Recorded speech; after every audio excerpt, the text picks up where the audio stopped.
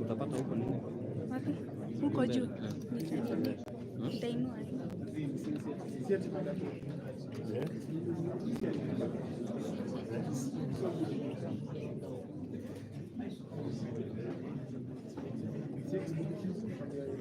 Ambiwa ili uzalishe extension. Huyu ni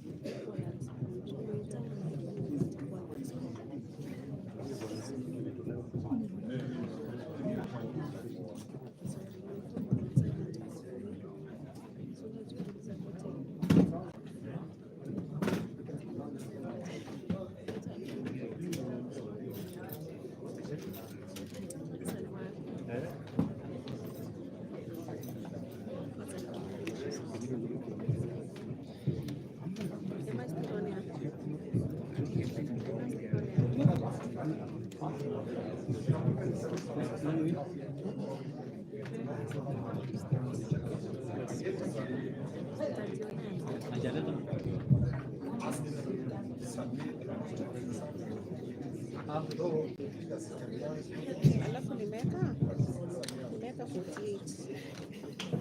Uliniambia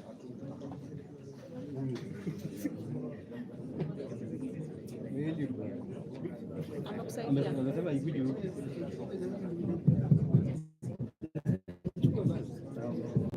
na mbona hajaniambia? Mbona hajaniambia? Hakuna serikali ati ya kutakuwa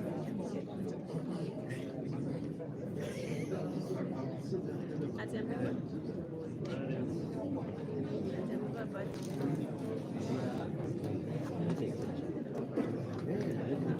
Hapa hivi kuna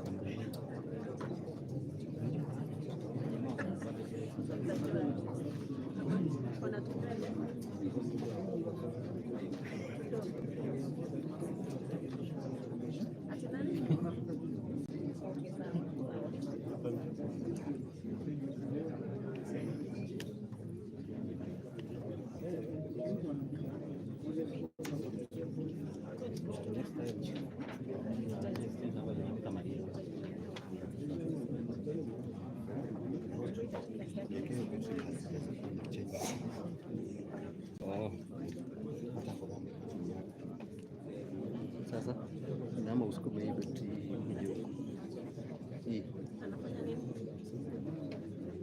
nataka iende hapa mbele.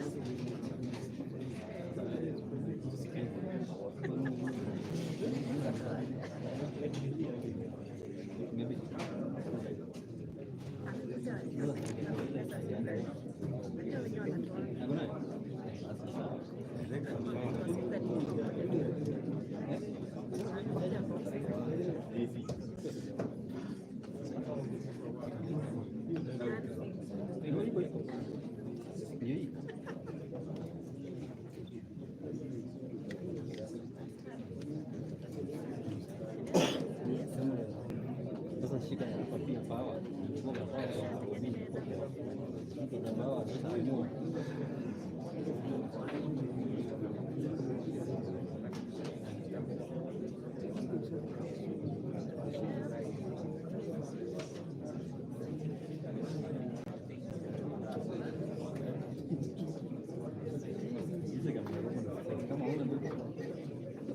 afadhali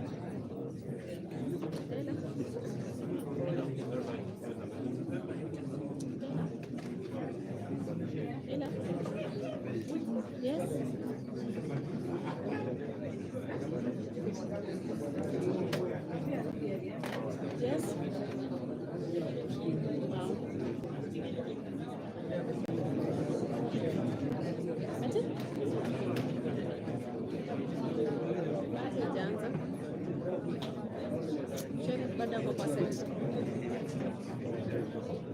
Hata mtu mmoja. Yes. Ati? Itabidi tumengoja tu. Itabidi tumengoja tu.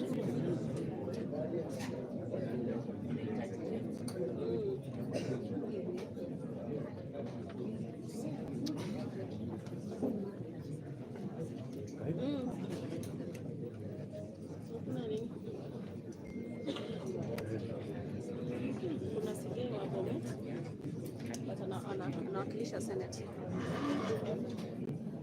Wakili CA wa Bomet, huyu ndio nilimwona, but anawakilisha Senate.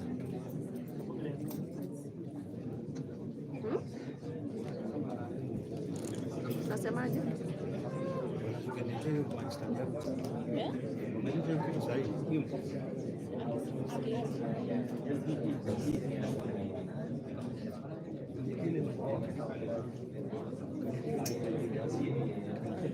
Sikupati vizuri, kushika simu. Unaelewa. Not always.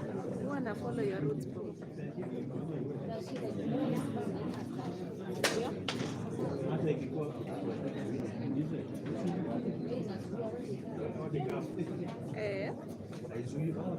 It's okay. Acha tuone.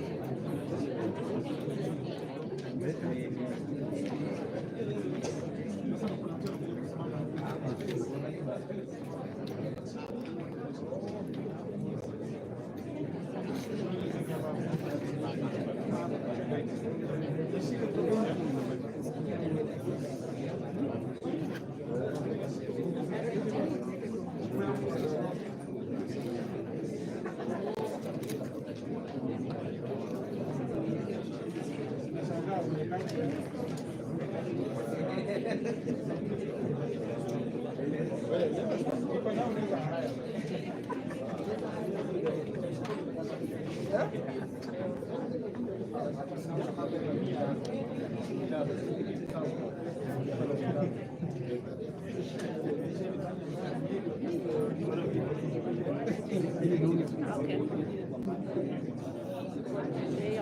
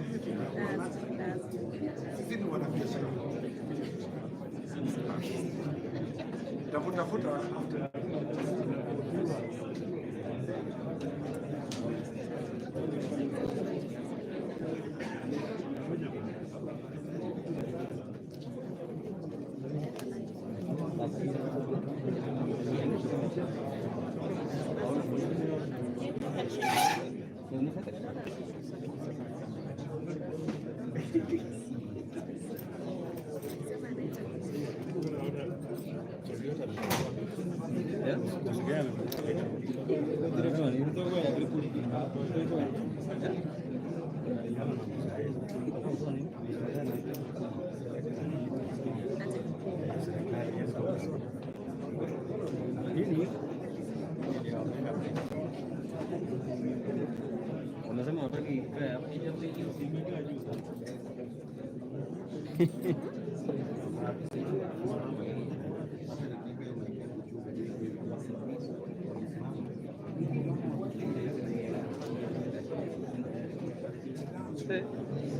hiyo maji ni nani? Hiyo maji imesimama hivi. Ndio benki yako wewe ndio unapiga hiyo. Sema hii nyingine hii. Iko.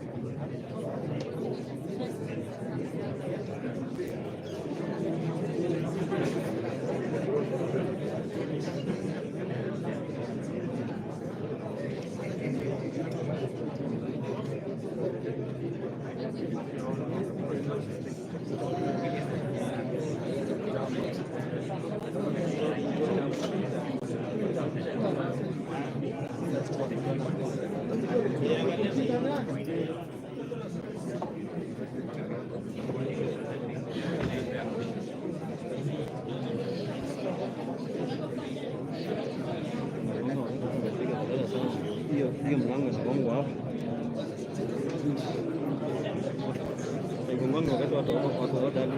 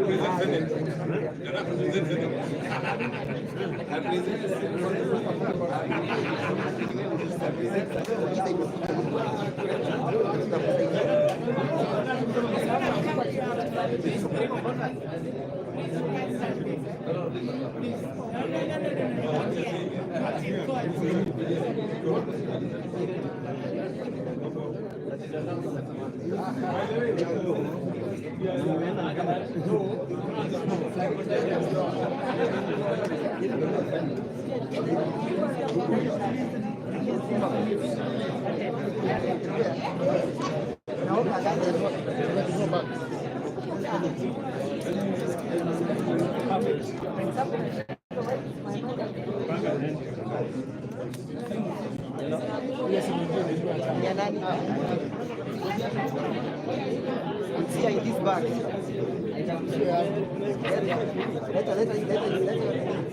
End up when it's into your application. Hopefully, go and I'm sending you.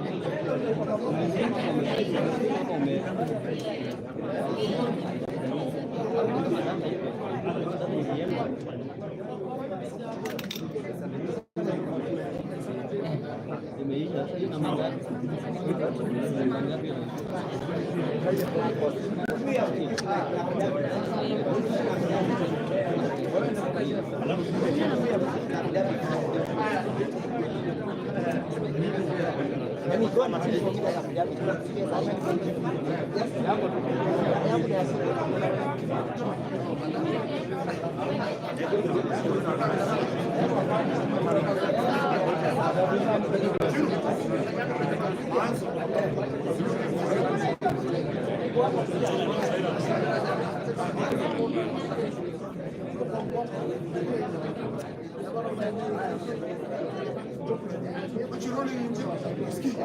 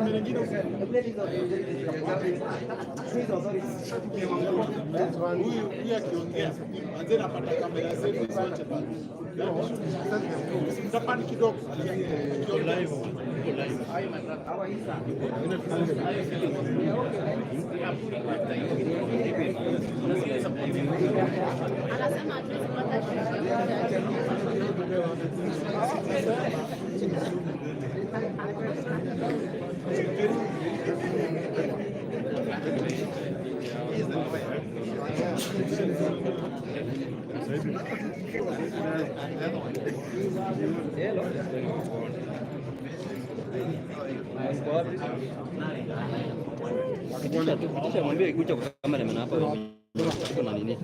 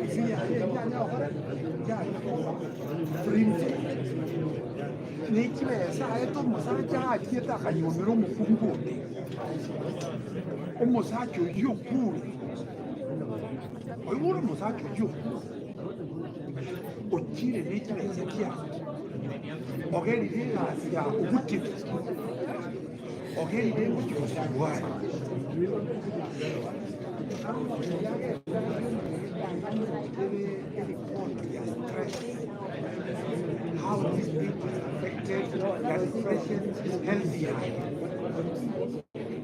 So that's predictable.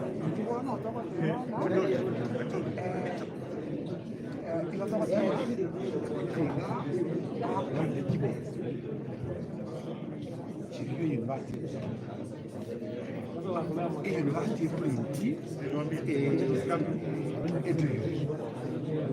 based on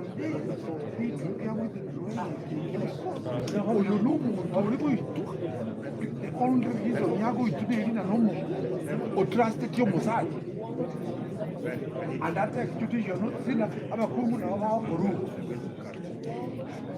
Yeah. That was a comment of one.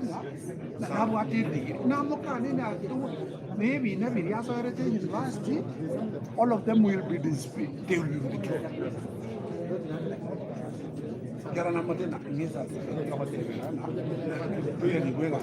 You don't have it.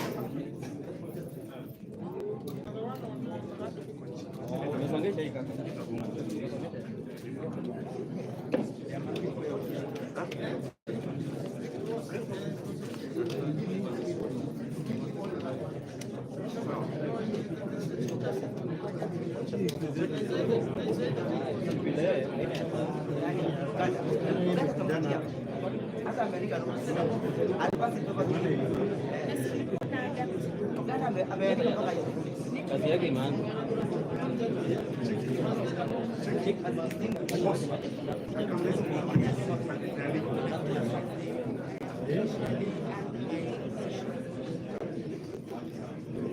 Namba unajua mahali iko?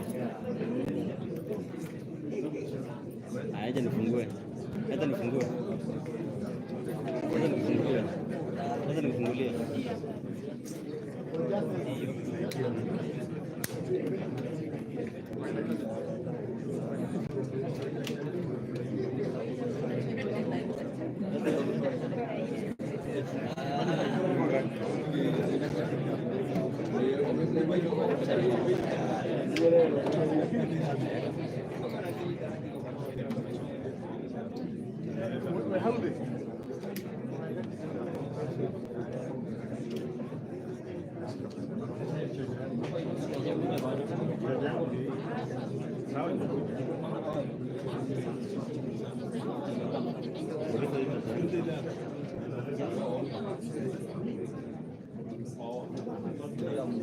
Dunge hivi hapa.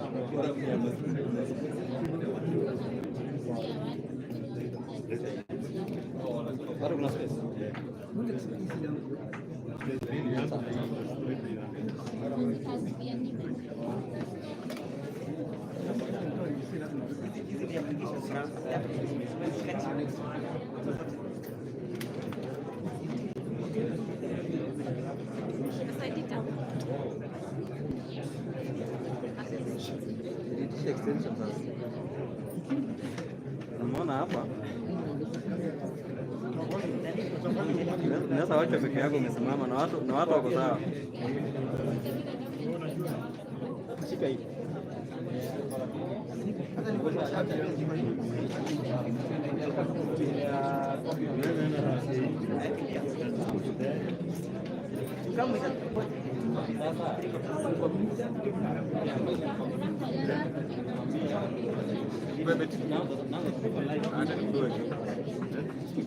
Unataka iweke huko.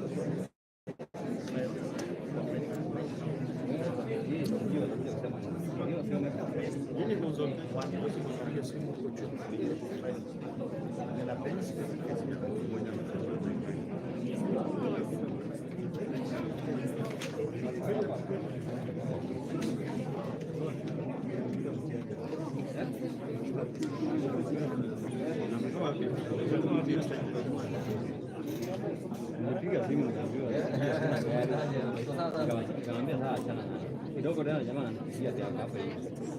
Sijui alifurahi ama sielewi. Ama kama shika moja na practice na kama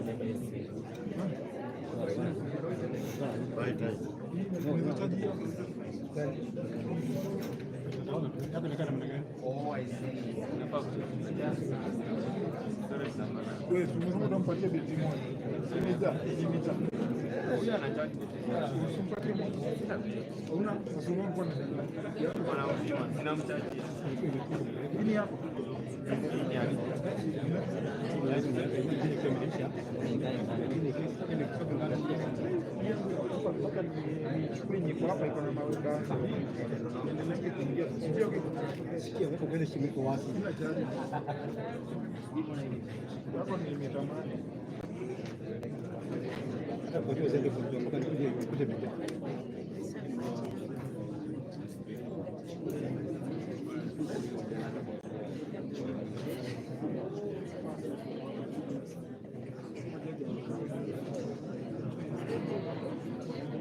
Mambo iko shwari, usiku hapa hiyo.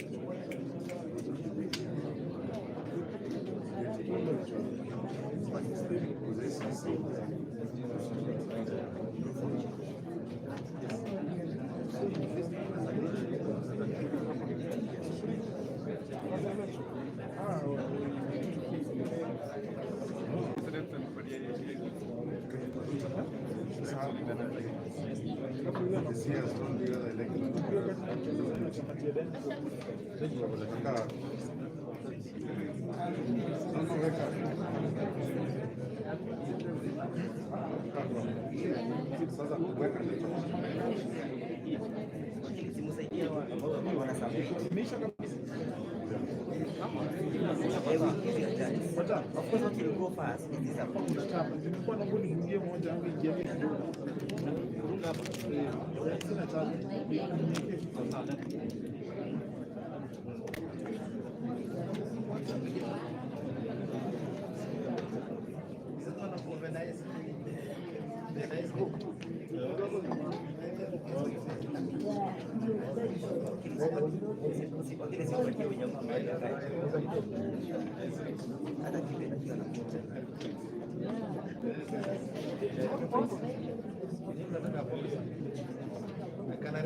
Anataka apologize. What the gist of this?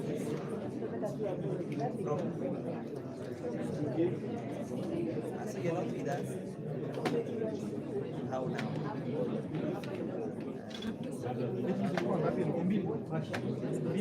Apologize.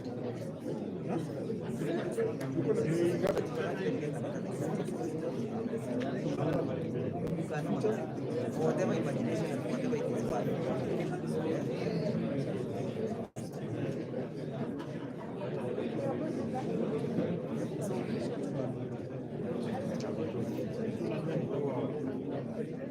wewe unataka ambiwa ni basi kichapo unapatana na yeye unapata na yeye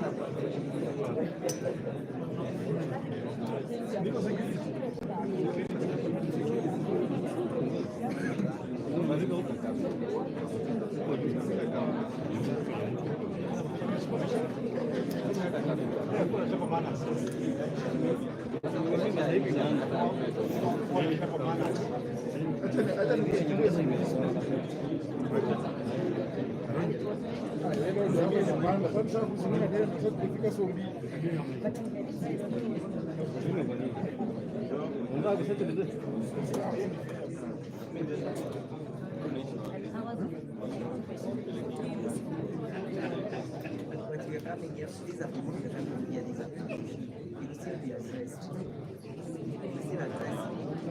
But if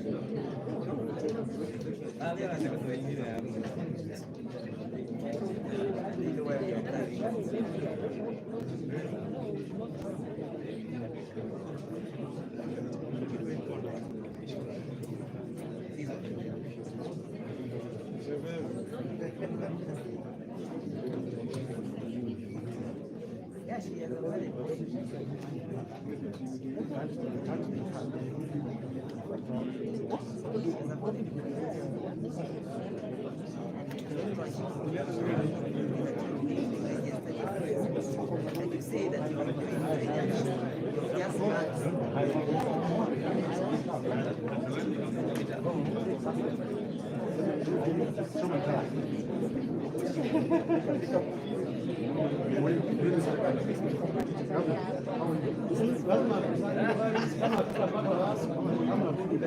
because of Canada happens here. But they don't become as big space for us. They are the ones that kindly.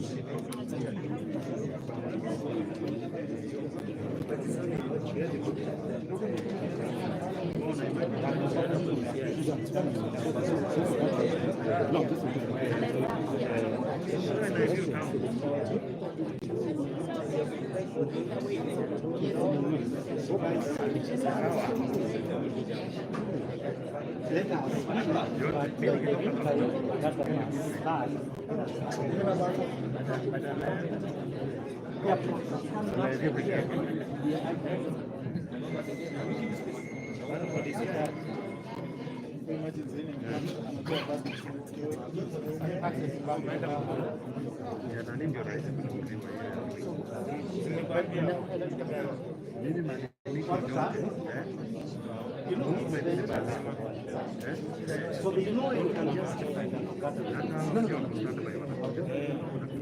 I'm saying she will speak, but she's still at the country is doing the application. Oh, you're there.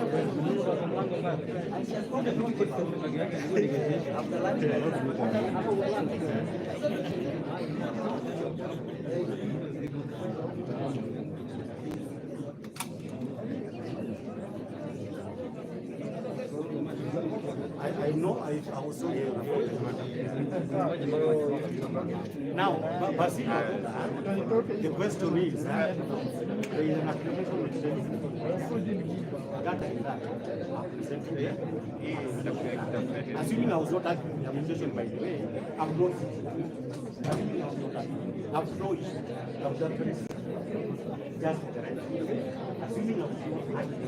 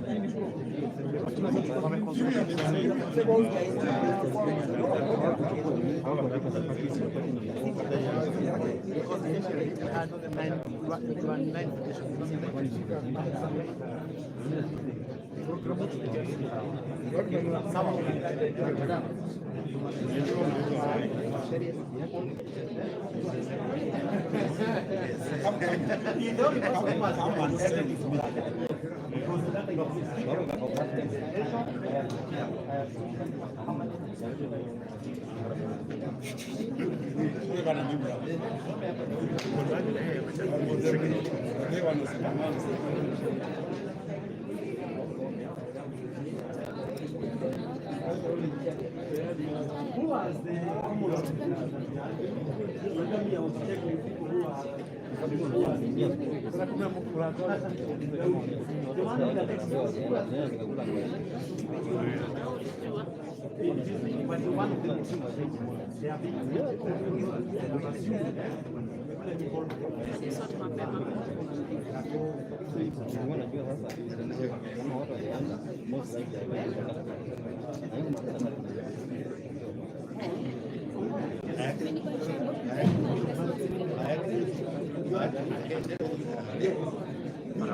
I agree entirely.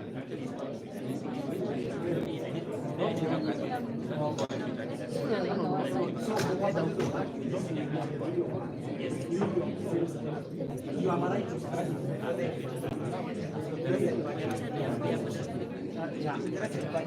Yeah, but you are right.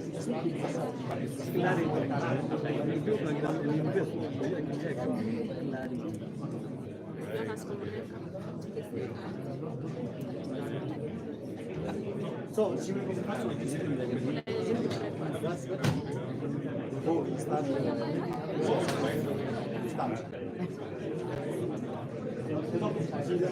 No, I think she will go first.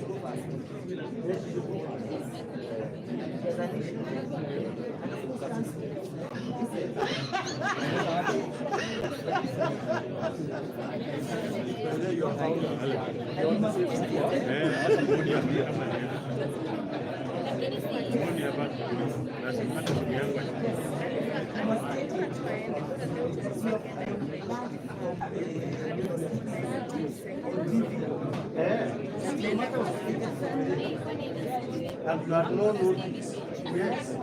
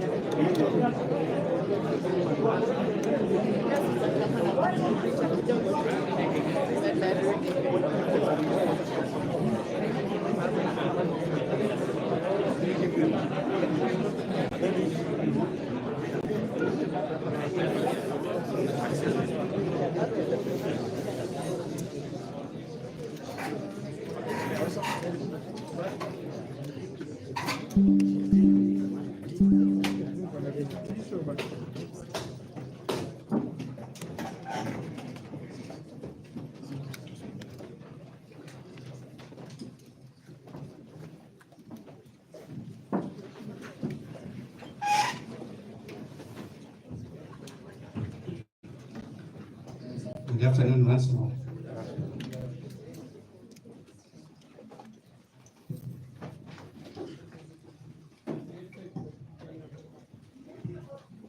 Just a minute, please.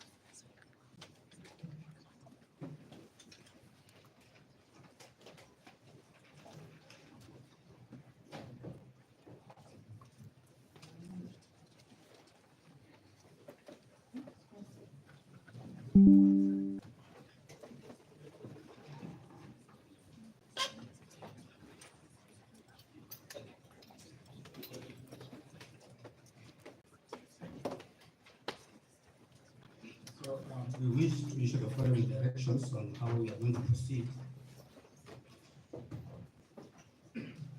For good order and pursuant to Rule 17 of the Rutunga Rules, which empowers the court on its own motion to consolidate matters for expeditious disposal, the following petitions are hereby consolidated. Petition number E 365 of 2024, where petition E 013 of 2024, E 014 of 2024, E 015 of 2024. Nairobi petition E 565 of 2024 shall be the lead file. All filings henceforth shall be made in the lead file.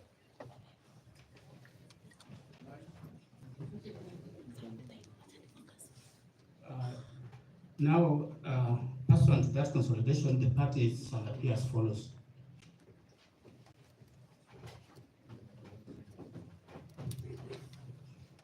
Okay, so the new order of appearance with the parties will be as follows. HA, the Gachagua, will appear as the first petitioner.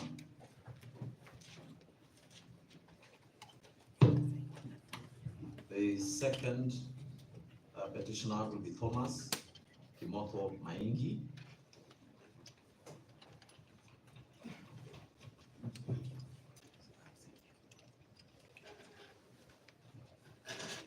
The third petitioner will be Honorable Jane Jerry Maina.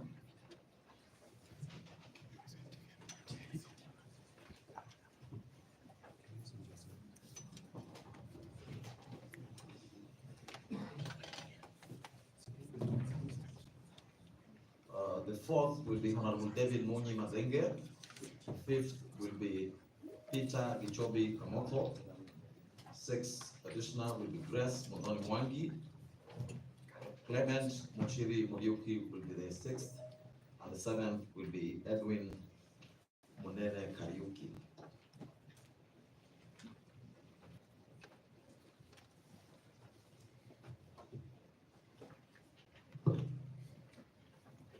The respondents will appear as follows. First, to the fifth respondents, as they appear in E 565 of 2024, that is the Speaker of the National Assembly as the first respondent, National Assembly, Kenya the second, Speaker of the Senate will be the third, Senate of Kenya will be the fourth, and the Honorable AG will be the fifth.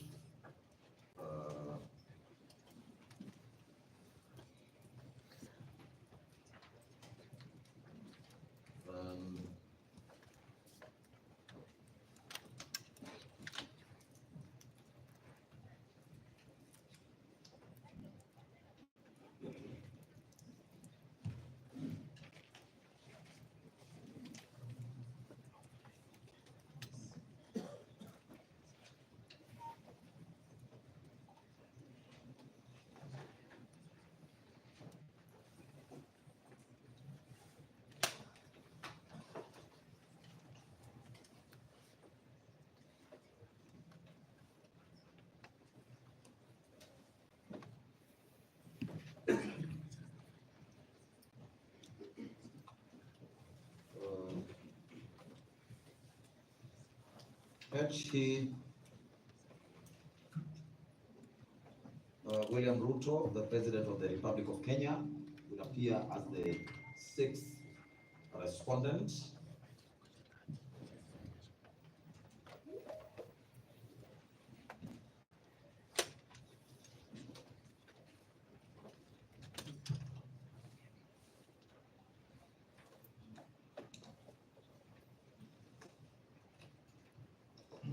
And the interested parties, the first interested party will be LSK as first interested party.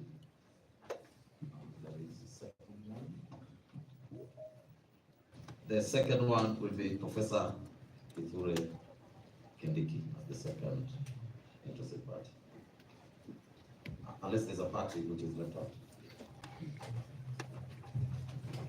Yes, my lord, with your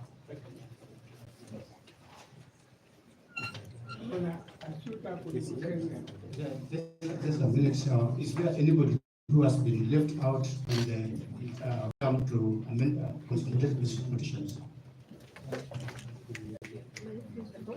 Yes. My name is Moto Teresia Wanjiru, testimonial company advocate. I was left out in the morning in petition 2013 of 2024. I had not been notified, and therefore I learned of these proceedings on the national TV, and I decided to come. So therefore, yes, I came all the way from Kirinyaga because Judge Richard Moore was very clear that we are going to be notified once the file is forwarded before the Chief Justice. There was no communication. So you are left stranded what is happening, and our petition is being mentioned here today, and therefore we have had to rush very fast so that I can make it in the second session, afternoon session. Therefore, I wish. Yes, maybe perhaps we can. Section E13 and E14, Kagwea. Yes, it was consolidated, and we were told that we are going to be notified. However, we were not notified. I just learned of it today on the TV at 11. So we had to rush very fast from Kilgoya so that we can understand what is happening and perhaps clarification purposes. Is there anybody who has been left out of the? my lord, with your permission, Yes. just to draw to the court's attention, there is an application lodged on behalf of an interested party in the name of United Democratic Alliance, which can be considered at an appropriate stage. Thank you very much. Intended interested party or interested party? It's an intended. He has not yet joined us. Yes. And my lord, on the parties, Yes. in this petition, I'm assuming it's one of those that you have mentioned, 528 of 2024. No, it's not. We have not mentioned that petition. And, Oh, okay. and on that score, let me say this, that in the morning session, there were parties who had mentioned different petitions which were not before us. I think we should be very clear that we can only deal with matters which are before us. Should there arise a need for us to mention any matter which is not before us and which has been placed before us, we shall make that communication. So I think we need to be very clear that our jurisdiction is prescribed to particular facts. Thank you very much. My lords, your ladyship, permit me to request that the E565, in which the deputy president is a petition, and E015, in which the deputy president is a first interested party. Let the record of this noble court show that we were not given an opportunity to be heard on the issue of consolidation. The record show the court has acted of its own volition in the normal practice, even under the rules, is to accord parties to state their views on a proposed consolidation. This is the court's own volition. We were not asked to give. Thank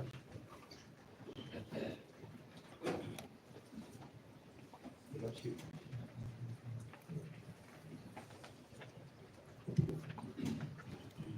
Your Lordship, we have had the orders that have been granted by the court, consolidating the matters and creating another lead file. And that creates the problem we were trying to address in the morning, Your Lordships. That now this bench has created two lead files. We have 6 files that are before you, Your Lordships, with the lead file being E522. Which files are not before you? We have now created another lead file, E565. Those are some of the issues you were trying to raise in the morning, that if those other files were before you, this confusion would not be rising. Mr. Legua, there's absolutely no confusion in these matters. Let us not give confusion where in terms of consolidation, we have cited the rule under which we have applied Rule 17 for avoidance of doubt of the Mpunga rules. I think we need to move forward. Yeah, and my lords, on behalf of the respondents, we confirm that we are ready to move forward. I think too much time has already been taken on issues that are not of any substance. Save, we would like to make two proposals. First, we would like, my lord, having read what has been filed by our colleagues this afternoon, we would like to propose that their application for recusal and this application questioning how the panel was put together should be had together, for the very simple reason that they rely on the same set of arguments and facts. And I draw your attention to paragraph 5. They say that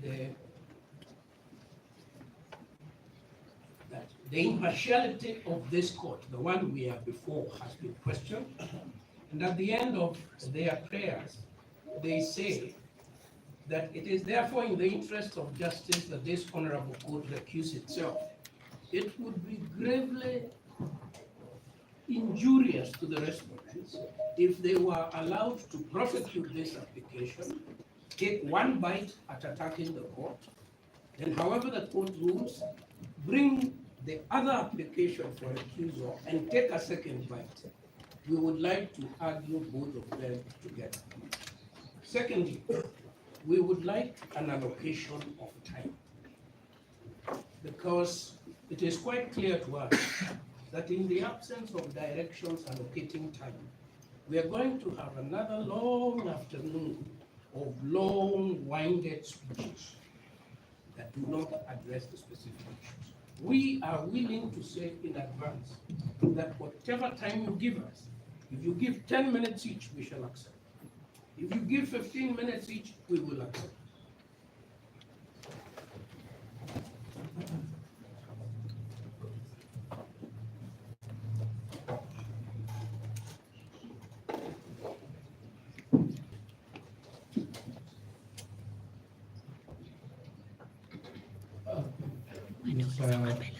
Professor Gifu, which applications have been filed?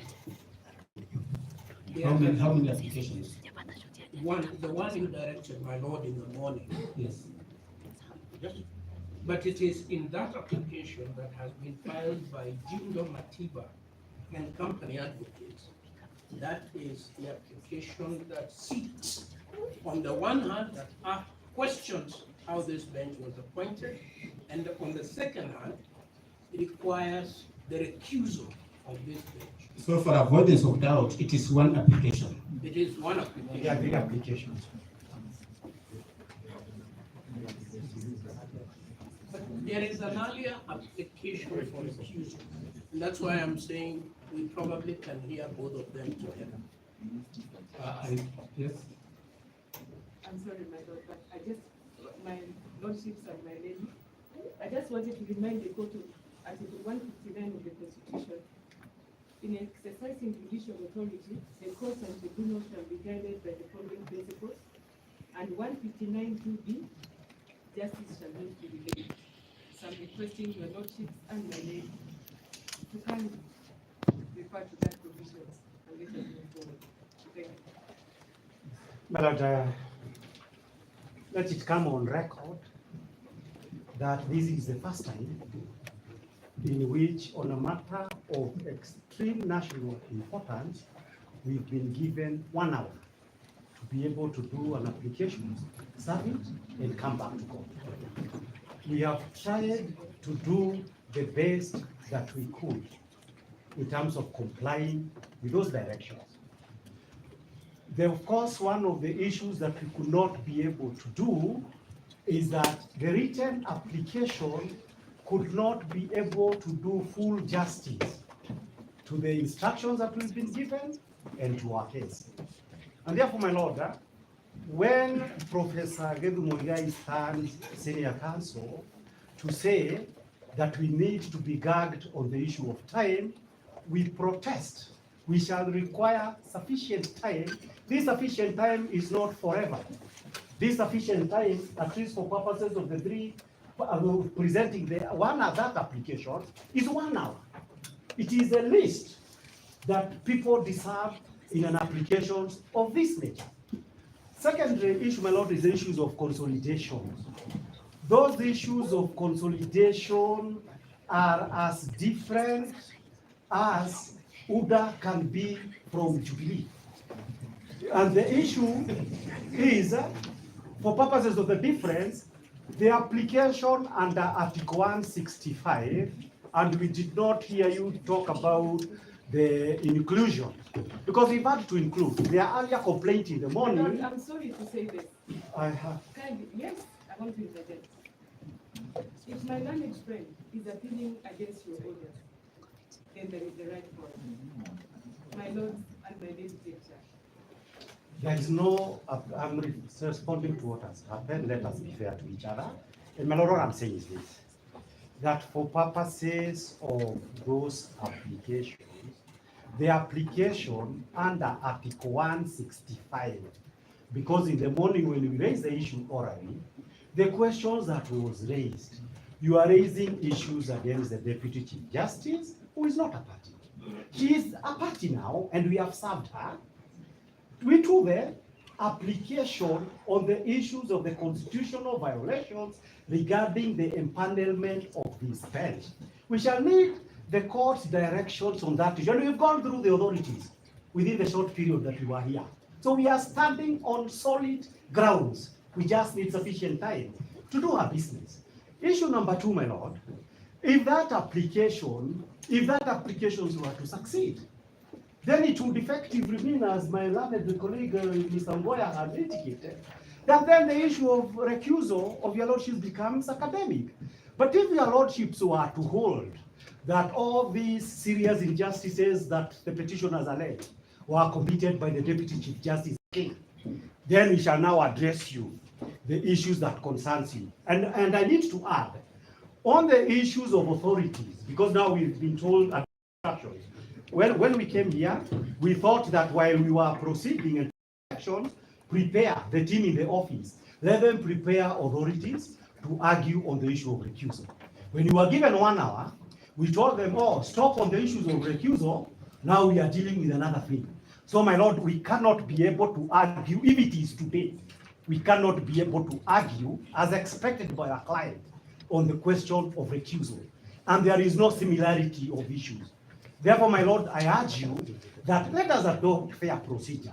This fair procedure has always been there. Is there a specific application for recusal? There are 2 applications. Where are they? At least I know, Gachagua will mention one. We are actually bringing them, even one of them in number 015 is an application dated, I believe, yesterday, 21st of October. There is another one.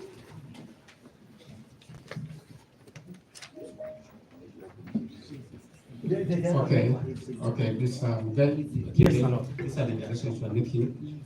We'll deal with the application before us. The application for empanelment of this bench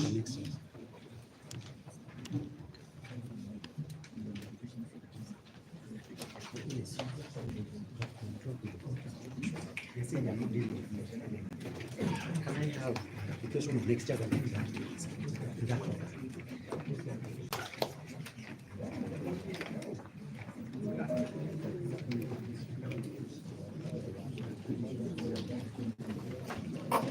And perhaps, my Lord, before you give the directions, with my learned friend Immortal. She's informing me that she was not aware of the elections in the morning, that applications be filed and we come back before you. And now her petition has been integrated in the consolidated petition, that is petition number E013. Therefore, she's not been able to file an application either for refusal or for challenging the panel. She was just requesting if she can be served with those applications and the responses, and she be given time, 1 hour just like the others, to file her similar application if she wishes. Because now she's participating in the proceedings. Council, listen to this and listen to this very carefully. All of us acknowledge the momentous import of the proceedings before us. And all of us are enjoined by the rules of natural justice to do what is right. This bench is not going to be taken round in circles. We will not be taken round in circles. We are here to do justice for the petitioners, and anything which is intended to delay these proceedings will not be acceptable because both parties have come to this court under certificate of urgency. Let us be very careful how we argue our matters. We want everybody before us to get justice. That justice will not be possible if every advocate who stands up wants to take the course in cycle. We will not allow that. I'm making final directions on this matter. The matter which we are dealing with is an application dated 22nd of October 2024 by Jindo Matiba and Company Advocates. It seeks orders under Rule 3 of the Constitution. We are dealing with the issue of empanelment. And then after that, we'll look at ruling for the way forward. So let us proceed. Let us be courteous to each other. Let us be courteous to the parties before us. Parties before us are very okay, but let's not be a theater by advocates to derail the process. I beg you. On the issue of time allocation,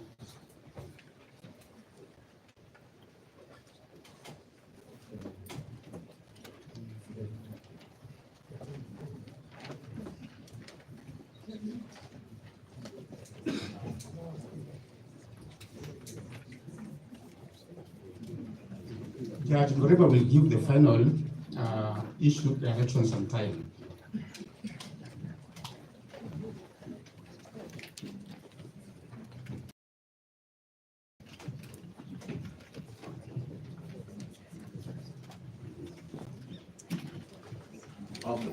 This is how we proceed.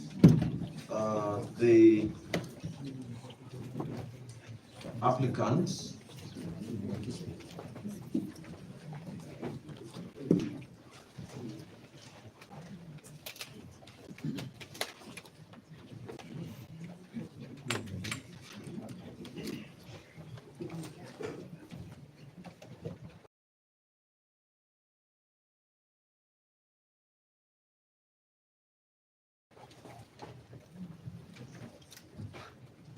the applicants will have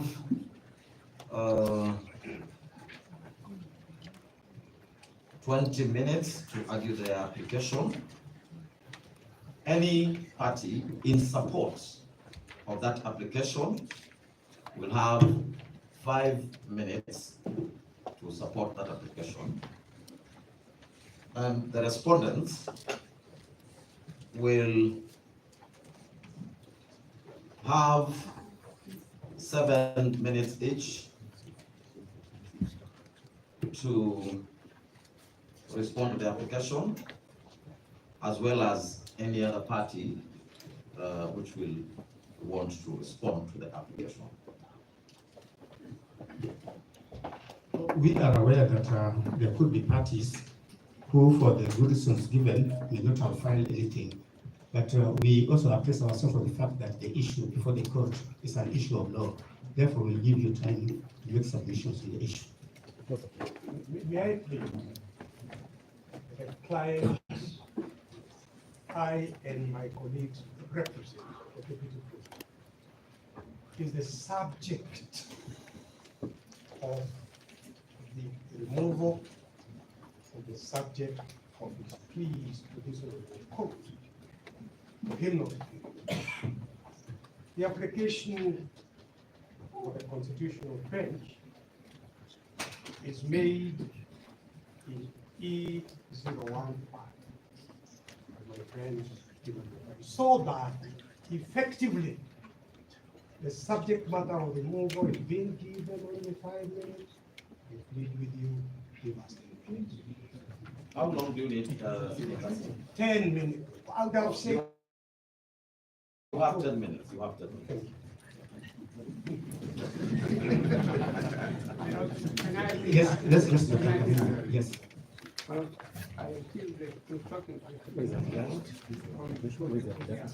Dr. Kamuna, we please, you are not audible. Oh, I'm sorry, I speak now. Yes, speak. I received the instructions yesterday from the project here that I come and make an application that Kituo here would like to be joined this meeting. We all know Kituo here. We can't pretend that we don't know. And we know the role Kituo here has played in advancing the prudence of the Christianity and the rule of law in this country. So I urge you respectfully that you place my name on record. Secondly, I would like also to place my name on record in my own right as an elder at the bar and one who has seen for a number of things which I may not be able to say if I'm representing the position. That is okay. We have done that. Thank you very much. May I then comment on one small thing?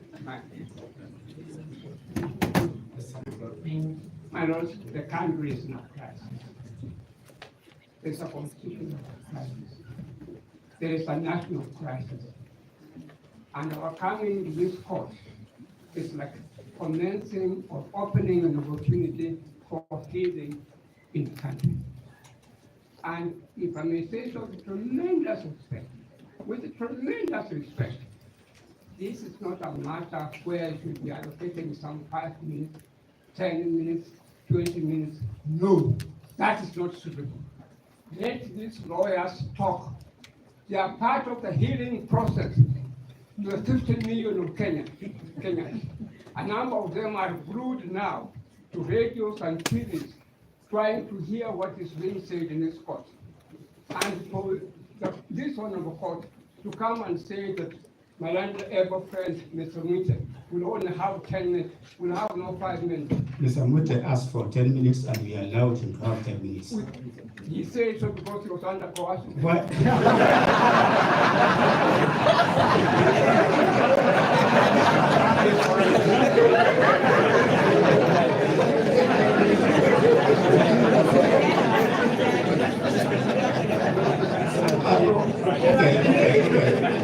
I think Dr. Kamuna. I have taken the trouble to read this constitution of Kenya.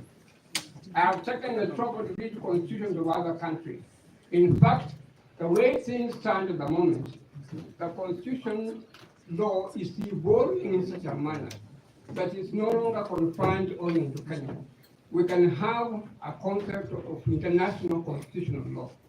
And if you read that law, including the American law, which I've taken the trouble to read, and which I've had access to it for many years. Dr. Kamuna, we made proposals and we gave directions. Apparently, you are not satisfied. What is your version? What would you want us? You want us to give everybody how much time? My lord, forget about the concept of time. Forget, where are we heading for? What are we heading for? So, yeah. Yeah, we want the country to wake up and to revive and to give the life to the country. The country is Kenya, if you don't know what I'm talking about. Your Honor, let the lawyers say what they want to say.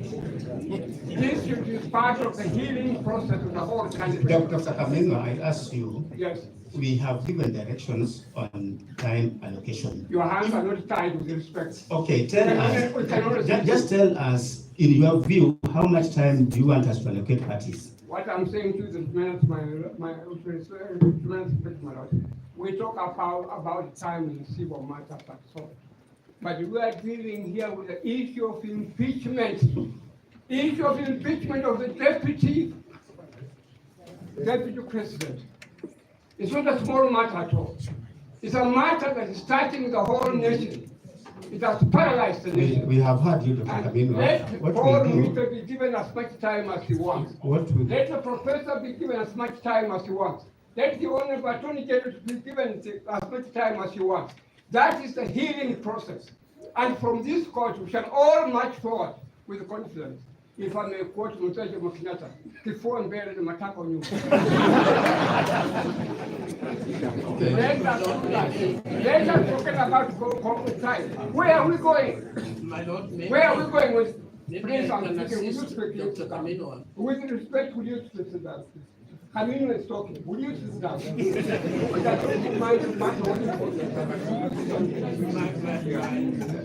I am talking.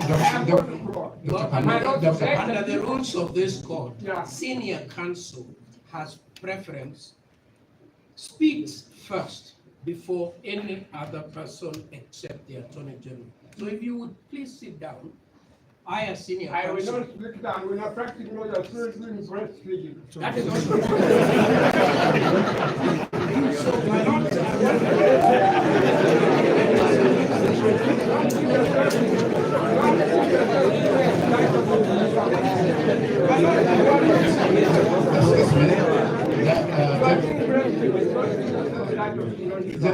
my Lord, what Dr. I'm saying, Kameno, finish what you are saying. What I'm saying to you, my Lord, we need a healing process, and this court is going to provide that healing process. Let the lawyers say what they want to say. What are we hurrying for? Let us not have some people calling themselves professor or senior counsel, titles that don't mean anything at all when it comes to you. I think they mean something, Dr. Kameno. They do mean something. Something means something when it is you and you approve it. Yeah. My Lord, all that I'm saying to you, let people talk. Let people address you. Where are we going? People will talk. When the country is burning. Dr. Kameno, you have made your point. Yes, thank you very much. You have made your point. I have made the point. Professor. We have a deputy chief justice who has been removed irregularly. Let us be given time to be able to address it. My Lord, I think those of us who are representing substantive respondents, we are all agreed that you have given orders that we will comply with, including my learned senior PK Moite, who I believe you have added some more time and he's happy with that. Maybe it would help if we informed Dr. Kameno that it is not the whole matter that is being heard in 10 minutes. It's a very small slice of an application on impoundment. That's all I wanted to clarify. So, Dr. Kameno, I've heard what you said. We'll stick to the time allocations, but in the event that one party needs more time, they will tell us. Well, when we come to substantive matters, let people. I agree with you. I agree with yeah. you. Where are we heading to? Thank you. Yeah. Thank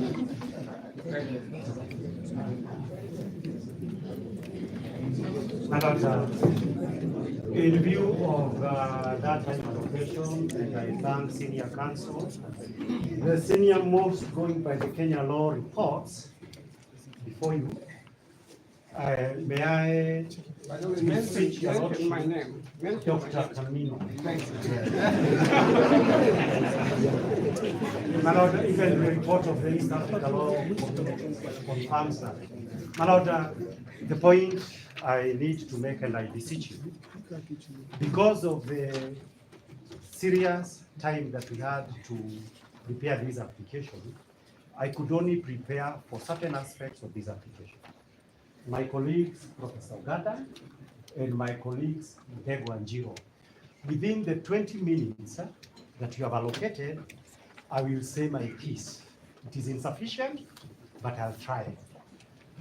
Please give Ms. Professor Gada and Mr. Ndego and Gino 10 minutes each, and at the end, when we hear what the respondents are saying, you kindly give me, you indicate 20 minutes to do a review.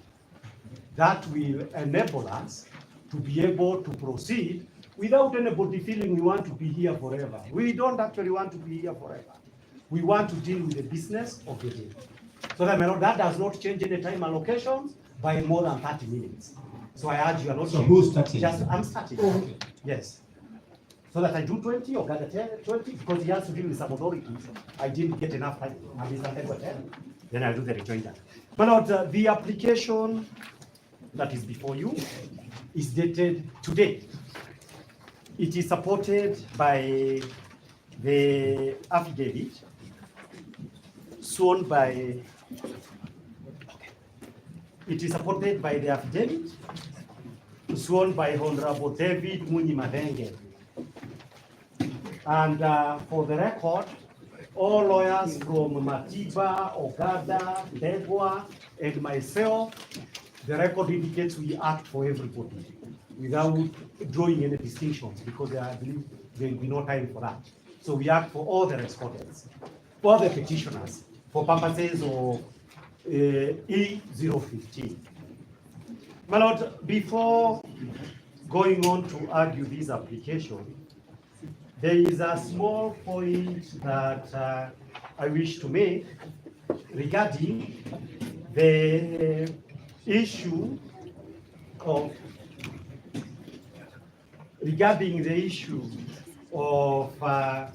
why are we having a situation where to everybody watching we seem to be following an unusual path.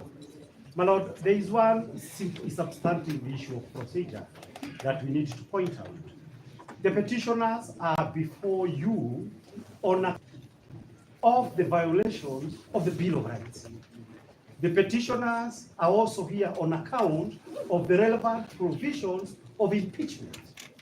The petitioners are before you, my lords, on account of the fact that the business that the framers of the Constitution ordered, one, for appointment of a nominee to take place within 14 days, and for Parliament to do it within 60 days, somehow happened within 4 hours.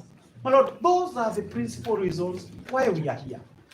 And what is the immediate context?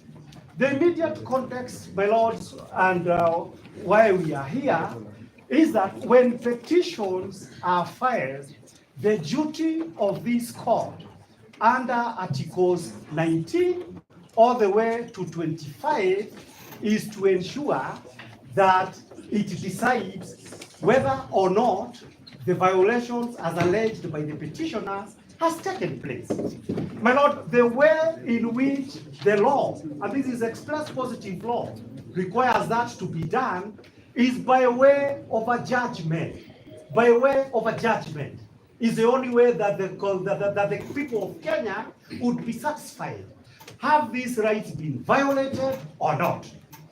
In order to ensure that that judgment, which is the express constitutional mandate, is given in circumstances that are not academic, Article 23 of the Constitution provides that conservatory orders may be given. When this matter went before your brother judges, probably a sister also, in their wisdom, they directed this matter as such enormity that we need to preserve the subject matter. That subject matter, my Lord, the preservation of it would be to ensure the relevant office remains vacant until this case, through a judgment, pronounces itself. But my Lord, why are we here and why is there a heated discussion? We are here and we are having a heated discussion because what is the clear intendment of the Constitution is being circumvented, so that to ensure that the subject matter is not preserved. My Lord, this would be akin to a situation in which somebody comes and says I am being evicted and my things are being removed.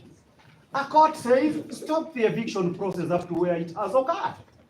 Then the respondent comes and says, no, leave those orders so that I can carry those things that it is alleged I was unlawfully taking.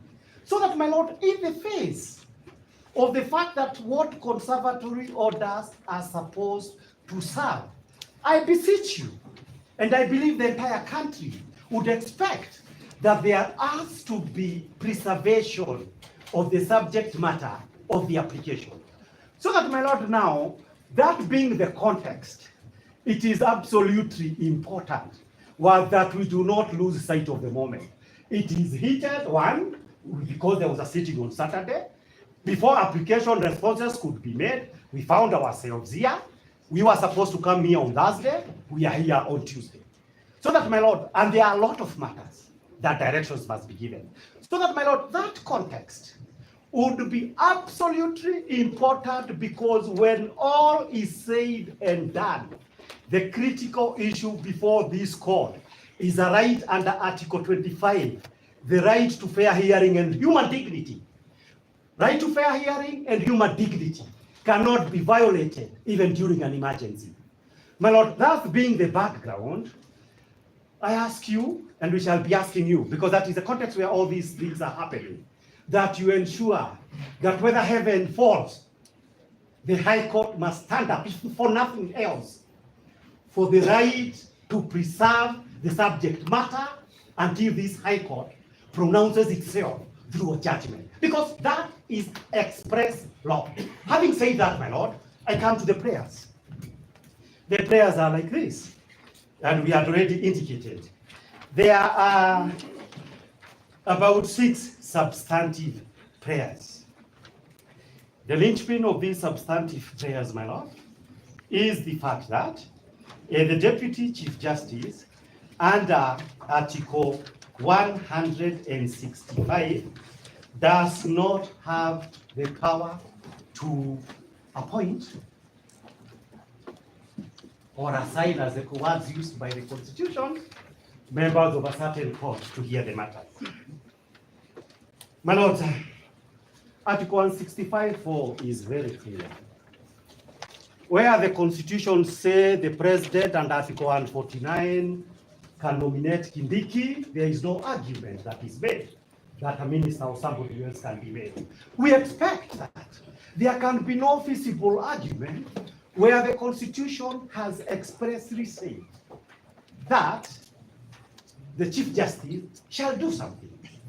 The Chief Justice in this case did not empanel this bench.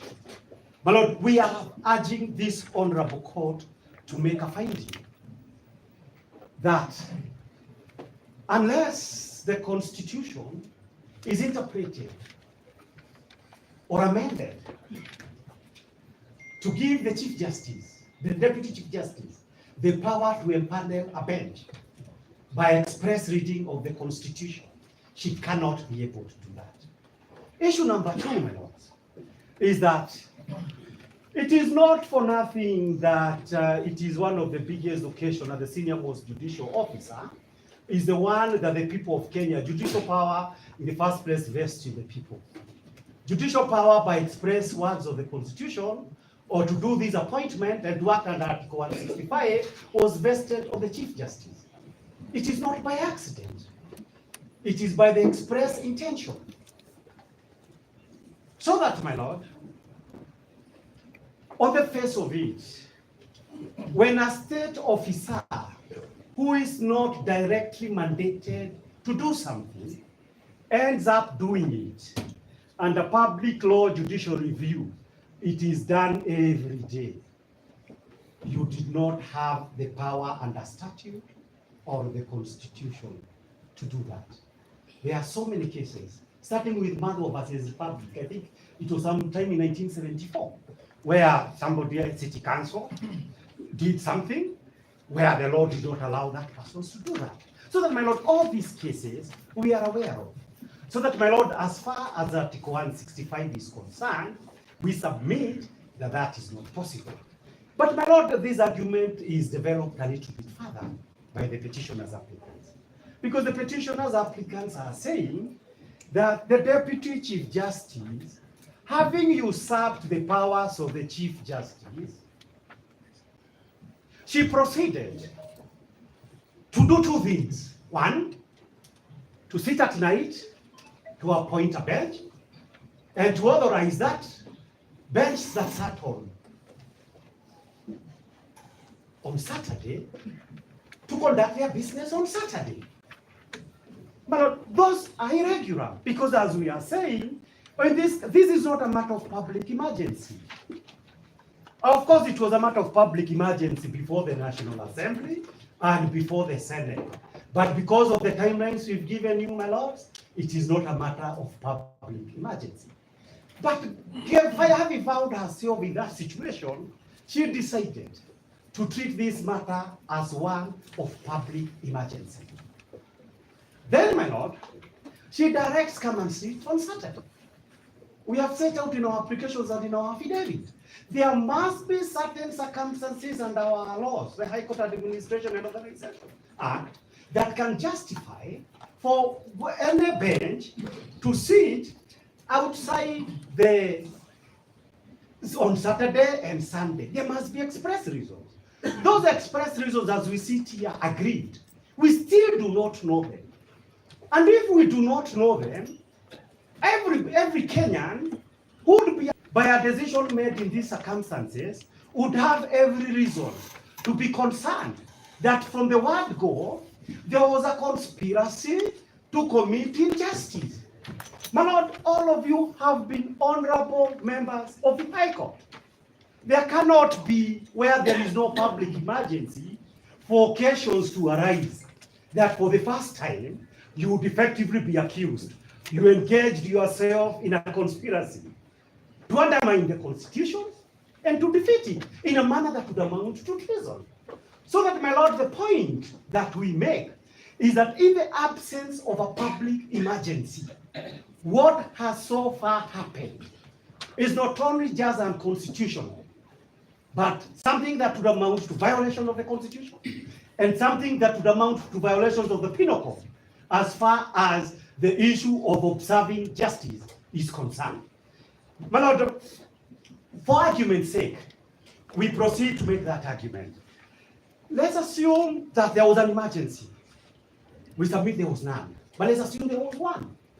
If there was an emergency, then it was incumbent upon the Chief Justice to read, and they were in the newspaper and in the news, all these cases that honorable judges of the High Court from various stations had recommended for a bench to be appointed to hear them, to consider them, and place them for hearing on Saturday, and to fast-track that hearing.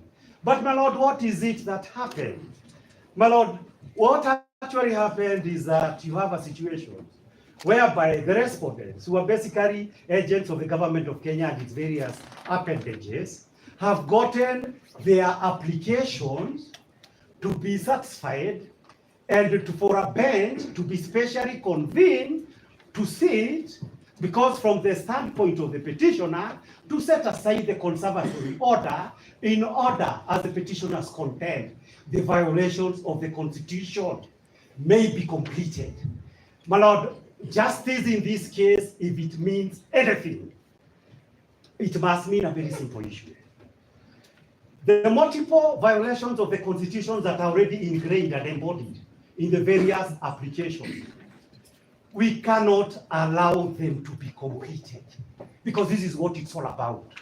This is what the decisions of the Chief Justice was all about, to complete the serious violations of the Kenyan Constitution. By your oath of office, your lordships are committed to stop a respondent and a government and its appendages that act in this manner.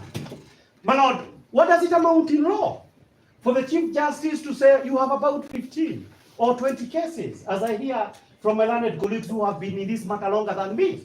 I'm here today for this matter, and I'm here because there is a constitution in Kenya. My lord, that being the case, there has to be satisfaction. If the Chief Justice, and she's a party in this application, cannot be able to justify why did you choose to address the grievances of the Attorney General and the government of Kenya and leave the petitioners. The first right of hearing under our constitution, I deal with Mutunga rules every day, is that the petitioner will have their rights to be heard, to prosecute their case. That is what the Bill of Rights means. The respondent, even under Mutunga rules, will respond and answer the allegations that have been made. But my lord, where the Deputy Chief Justice chooses to fast track the grievances of the alleged violator, common sense has to be affected. My lord, the conscience of this court must be bothered. Such conduct in the normal sense of things. We went through the removal of judges during those days. There was just minor infractions of the right to be heard, and judges were shown the door home. But my lord, here, it is a systematic decision consciously made that would have very harmful effect for the jurisprudence of our country and for the meaning of our constitution. So that my lord, so that my learned friends can be able to speak for themselves, we are alleging that as long as the bench has been appointed by the Chief Justice who has declined to follow the fair process for purposes of appointment of the various judges to see, there cannot be a valid appointment.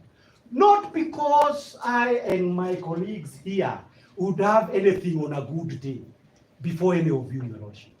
We have done very many matters. You have courageously stand up for the constitutions in various matters, but my lord, unhappily, we have to be the ones saying that it would appear to a section half of this country, if not 3/4, that you have been enlisted in service of the violations of the constitutions. My lord, that may not have happened, but that is the only way reasonable people would be able to interpret all this, particularly against the background that even the Gen Z were abducted. The substantive Chief Justice did not empanel a single bench to sit on Saturday or on Sunday. That is why this, but the context in which this matter must be viewed. My lord, there are certain authorities, my learned colleagues will go through them, but I need to mention at least two things. My lord, of course, the arguments would be made. I think there was some time back, probably in the Okiya Mtata case, my learned colleague will clarify, where the Deputy Chief Justice, the same Deputy Chief Justice, made an appointment. There was no substantive Chief Justice at that time. There was a decision that was saying this is administrative. That decision is not binding. But my lord, more importantly, now that this issue is arising directly, this court must retire, make a very reasoned decisions to settle this issue.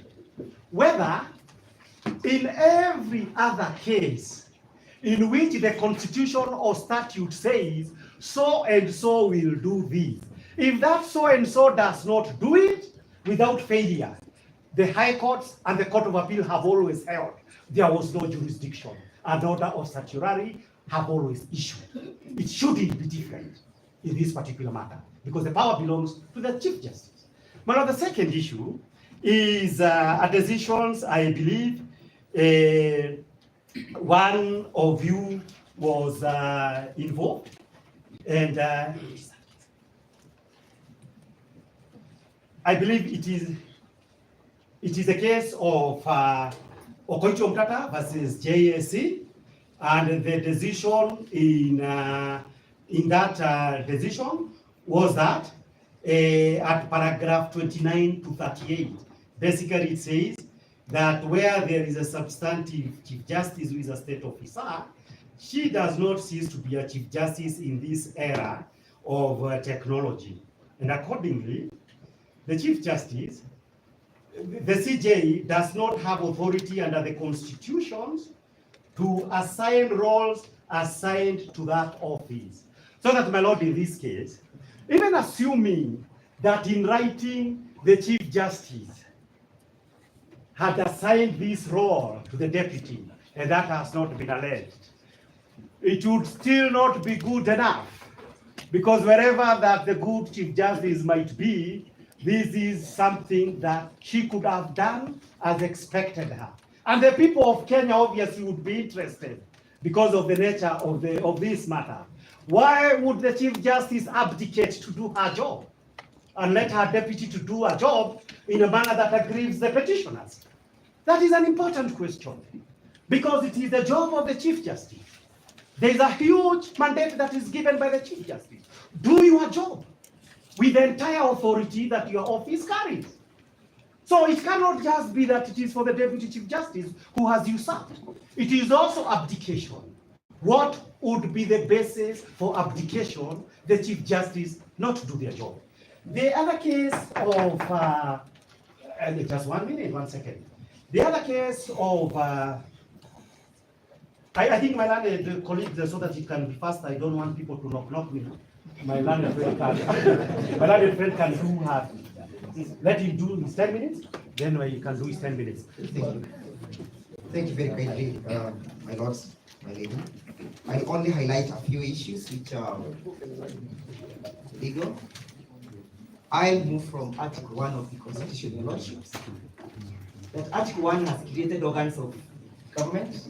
Among them is the organ of the judiciary. And it has clearly provided your lordship that the people of Kenya, in the exercise of their sovereignty, they have delegated their powers to those organs. In this case, the power under Article 165, Clause 4, is exclusively delegated to the Chief Justice.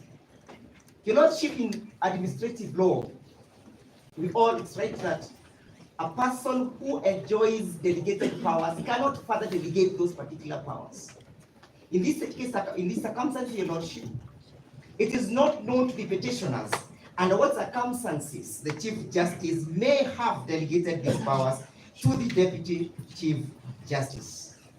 It is our humble submission, your lordship, that the powers and the functions under Article 165, Clause 4 are not capable of being delegated. Further to that, your lordship, you seek leave under Article 159 of the Constitution, which provides that, your lordship, that judicial power is derived from the people and shall be exercised by the courts and tribunals established by this Constitution for and on behalf of the people. That article again clearly indicates that this power under Article 165, Clause 4 is not capable of being delegated. How about your lordship? In the Constitution, your lordship, I invite you to look at Article 160 or 260 of the Constitution. It provides if a function has been created to be executed by that particular organ, it is only that organ that is capable of executing that particular function. And for the question of further delegating that particular function cannot arise so as to say that the Deputy Chief Justice had the constitutional mandate to appoint this bench to adjudicate over these particular files.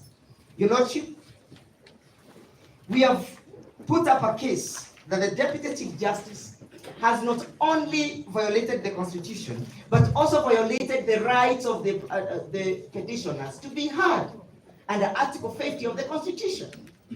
When they moved to appoint a bench of this, the bench, and failed to notify the parties herein as evidenced by the counsel appearing for the petitioner in petition number 14, it tells your lordship that the expediency for which it was done was so as to meet the objective of setting aside the orders that were granted by your brother Justice Mongo and your brother Justice Mwita.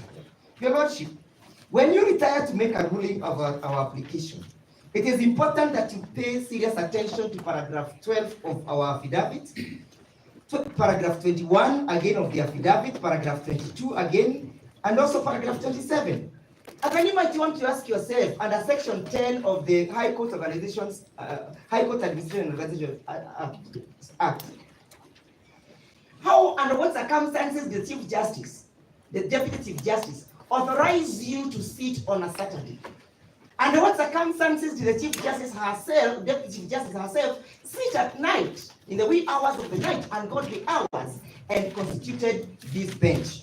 Your Lordship, it's our humble submissions that Article 10 has only arrogated that function again exclusively to the Chief Justice, and that the Deputy Chief Justice has no power under Section 10 of the High Court Organization and Administration Act to order you or to authorize you to sit on an odd day like that or the Saturday. Your Lordship, permit me to draw your attention again to the case of Omtata. When you retire and the judgment will be highlighted by my learned friend, it is of importance, Your Lordship, that you look at paragraph 192 of that judgment. It has given the circumstances under which the Deputy Chief Justice can act in the absence of the Chief Justice. One is if the Chief Justice is indisposed, if he resigns, if he's dead, or if he's hoarded out of office. The question of leave, to which we are submitting without knowledge whether that is the circumstance that led to the allocation of powers by the Chief Justice, is not one of the grounds or reasons that the Chief Justice can exercise, the Deputy Chief Justice can exercise the exclusive powers meant for the Chief Justice. Finally, Your Lordship, all of these avowals contained in our affidavit have not been controverted by the respondents through a replying affidavit. They have only filed the grounds of opposition, to which they shall bring to your attention the case of container, which has been distinguished by the case of Okia Omtata. The grounds contained in our affidavit, Your Lordship, are uncontroverted and they must be admitted as such. I beg to rest my case.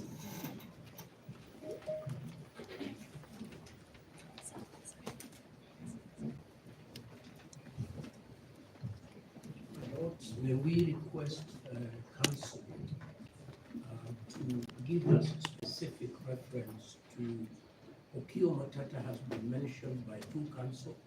He's probably the most prolific litigator in the history of Kenya, so we don't know which of his many cases are you referring to. I will certainly be addressing my senior at the bar, senior at the academy, Professor Gideon Mugai. It was a pleasure being with him in court. A man or woman who plants a tree, not knowing fully well that they will not sit in its shade, knows the meaning of life. You sit today in such an epochal moment that what you do here has significant ramifications for the Republic of Kenya. It is for you as a court to rise to the occasion. This court has defined the Constitution as a transformative constitution. And this was done by this very court, differently seated. In the BBI case, David, Ndee, and others, versus the Attorney General. And this is what the court said about the Constitution 2010. It is a constitution of a transformative character. And this transformative character of the Constitution induces large-scale social change, including the character and conduct of politics. That the Constitution bears an internal theory of interpretation. Starting point for discerning that internal theory is Article 259 of the Constitution. That formalistic approaches to constitutional interpretation are not favored. And lastly, that the Constitution has provided for its own theory to protect its values, objects, and purposes. That is what is before you as a court today, that you are supposed to maintain that innate character of this Constitution as a transformative charter. The other side has filed grounds of opposition, And in their grounds of opposition, they raise a case, Lorna Conchela and others versus the Chief Justice. That was the grounds of opposition by the Attorney General. And in that case, this High Court said that the power to appoint a bench is administrative, and that power can be performed by the Deputy Chief Justice in limited, constricted circumstances, so that the normative holder, the Chief Justice, performs it, but the Deputy Chief Justice has to perform it in certain limited circumstances. Those limited circumstances have to be demonstrable. That is Conchela. Your Lordship, Justice Murima, sitting in Okoiti versus JSC and another petition, E408-2020, 2021 EKLR, I believe that is what Professor Kidumugia was asking about. Paragraph 2938. Justice Murima finds that the authority under Article 165.4 is a constitutional authority, so that authority cannot be delegated by the Chief Justice, because the Chief Justice does not cease to be a state officer, even on leave.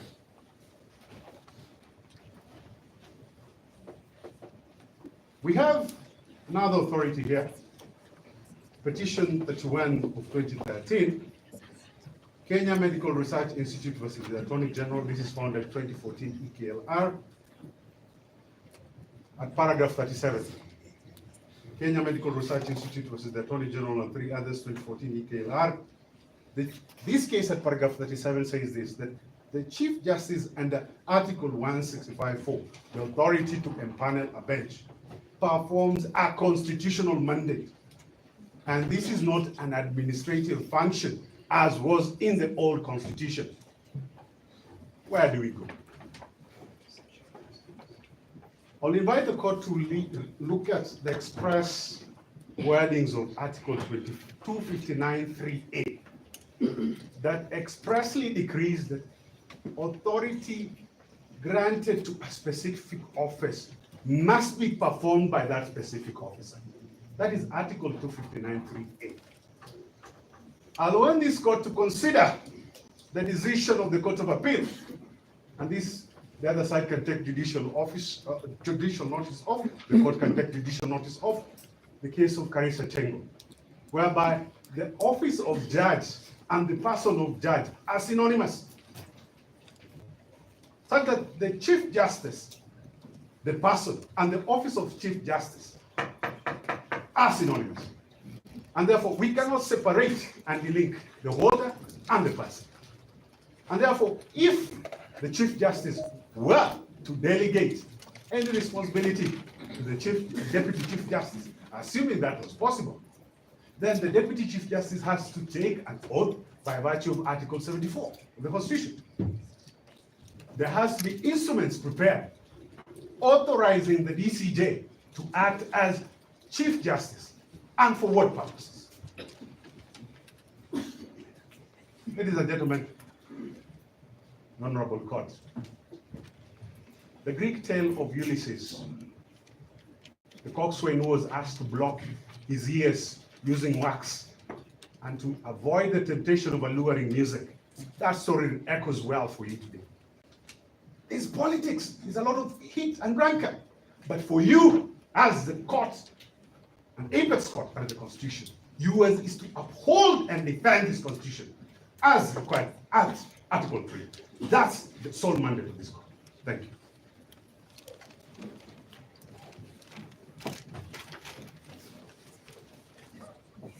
My lords, my ladies, I stand here to argue the supporting arguments for the first substantive petition of His Excellency, the Deputy President. And in the 10 minutes given to us, I will take 7 minutes and leave 3 minutes to my learned senior colleague, Senior Counsel Paul Mwite, who is his to take the lead in arguing this point.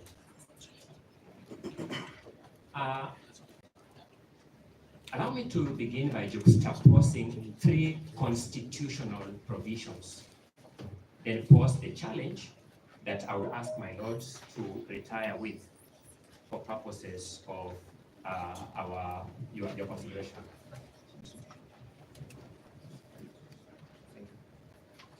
The first is Article 141, Clause 1 of the Constitution.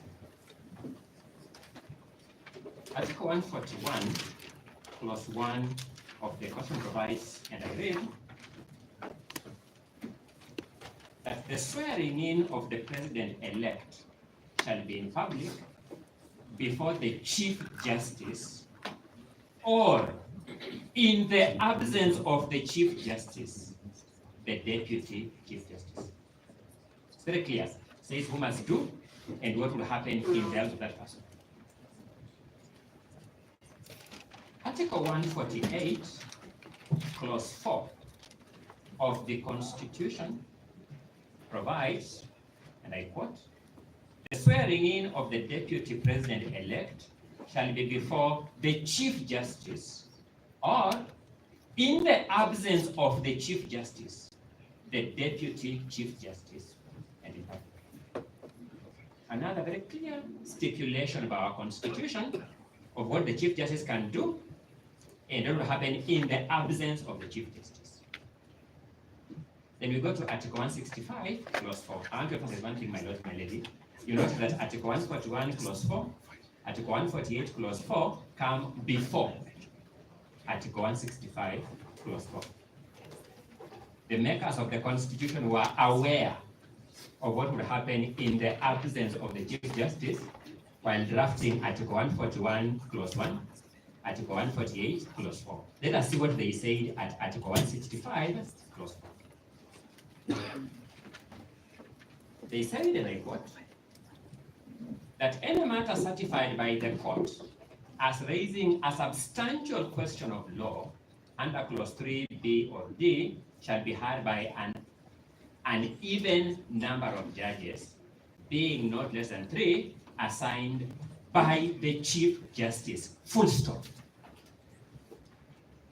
I'm always encouraged by an article my mentor, Professor Githu Muigai, wrote many years ago called Political Jurisprudence or Neutral Principles. Another look at the problem of constitutional interpretation. And Professor Githu Muigai makes an important argument that decisions of constitutional courts must be formulable in such a manner that they would apply coherently to all subsequent cases of similar facts. I'll not read these names in full, but you now know that if we approach this court and read for it Lena Conchella, the decision already alluded to, it will appear that this court's position is this power by the Chief Justice is administrative.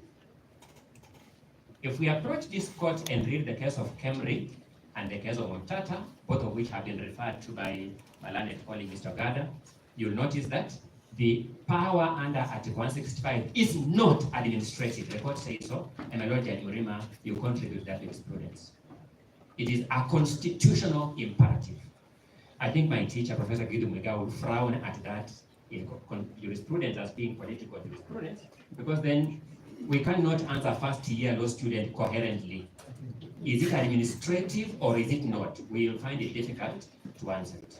Fortunately for you, as judges sitting here, you are not bound by those previous decisions, and you must come to the correct interpretation of the law in a manner that would address similar cases in the future coherently and without subjecting the judiciary to possible embarrassment.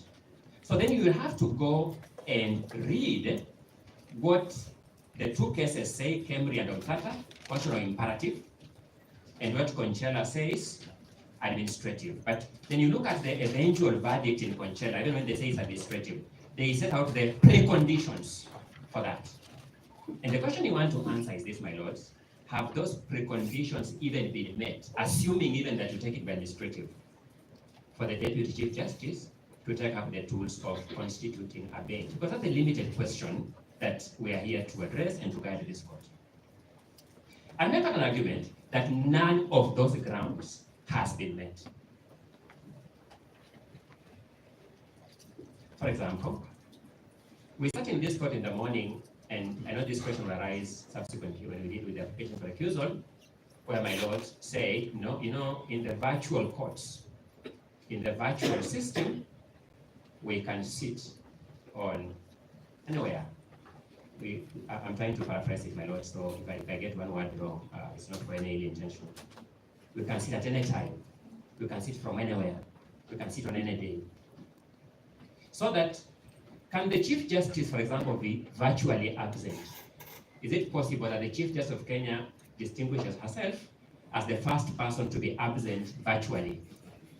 Wherever she is, at home, in Europe, in Asia, in Australia, Kenya, whatever it is, can she be absent virtually? The answer is an emphatic no.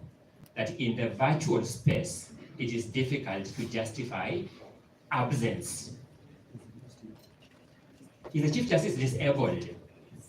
At least, it has not been suggested by the applicant, nor the respondent, that the Chief Justice is disabled.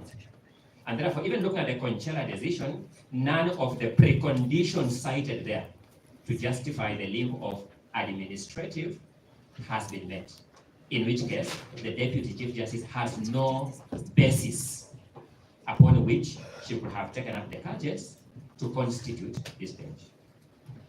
In a virtual court, my lords, and we must be very careful about this, because I kept asking myself this morning, I've never been a judge, maybe one day I will be, maybe not, how uncomfortable it would be to sit as a judge when you perceive that some of the parties believe are uncomfortable with you. It must be a very frustrating situation to find oneself in, and my sympathies go out to all judges who find themselves in those circumstances. That's why I'm making this argument.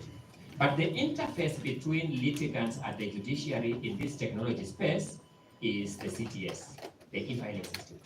There are no directions from the Deputy Chief Justice in the e-filing system that we are interacting with. None whatsoever. Is the judiciary immune from the principle of transparency and accountability?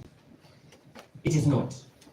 If the Deputy Chief Justice makes such a consequential move as taking up the powers vested expressly in the Chief Justice, that's a matter she must, number one, expressly disclose by lodging it in the CTS for us to interact with. Number two, provide reasons for taking up that role in that direction. We ought to have seen a decision saying, for the following reasons, I take up this role of the Chief Justice, then proceed to give direction. In the absence of that step, my lord, you have stood up as individual judges, as some of the greatest defenders of our Constitution. That character you have established in the past demands that you look at the Deputy Chief Justice in the eye and say, you may have been well-intentioned. You are.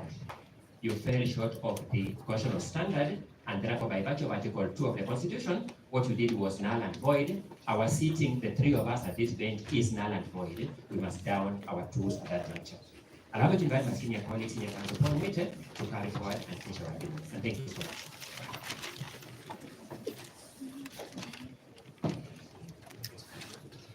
I will be very brief, Lords, Your Ladyship. The taking of the court file 015 from Kirinyaga Court in the middle of the night was a gross irregularity that impacts on a fair trial.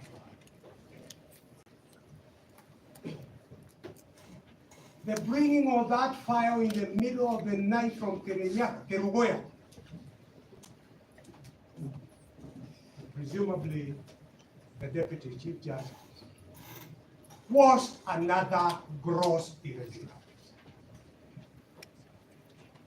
For the Deputy Chief Justice to have sat in the middle of the night on Friday, the 18th of October, was a gross irregularity. The absence of communication from the Office of the Deputy Chief Justice to the parties in 015 was a gross irregularity. for your lordships and your leadership to have sat as a court outside the prescribed court days on a Saturday was a gross irregularity.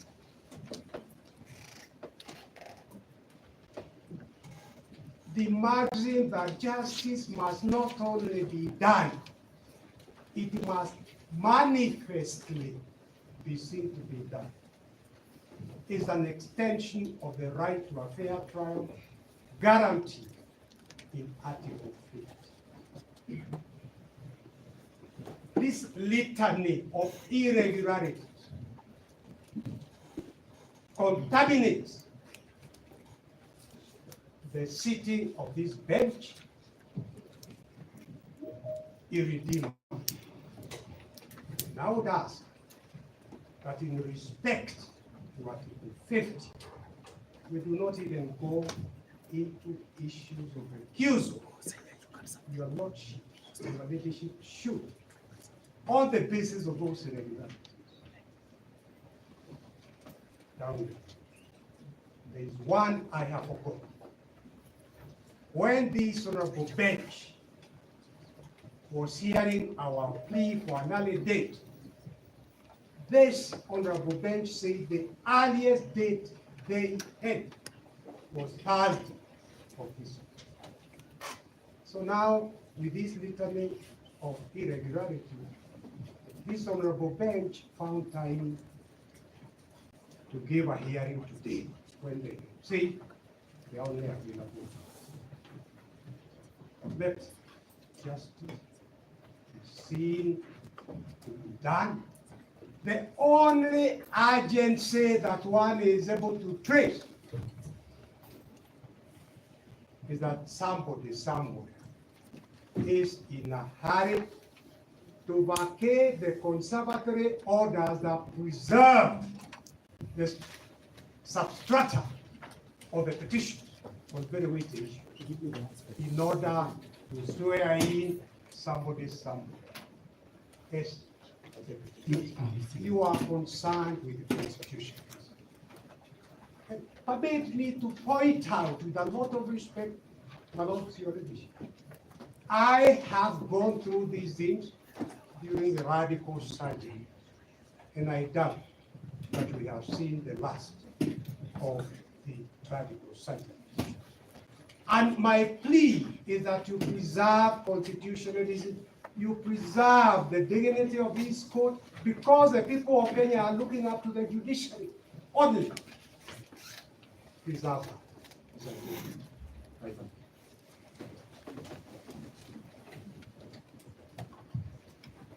May it please you, presiding judge and members of your court, we thank you for the opportunity to reply as respondents.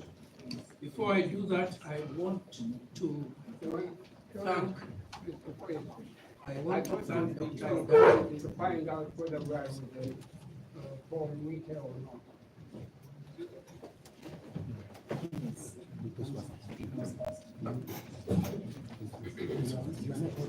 Yes, how many people are supporting the application? In number 15,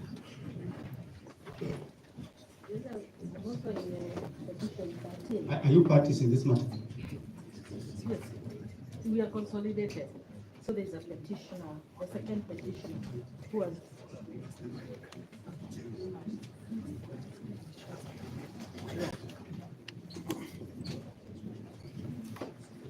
For the second petitioner, with the support of the application side, this is Kemoto Teresia Wanjiro from Test Kemoto and Company Advocates. For the second petitioner,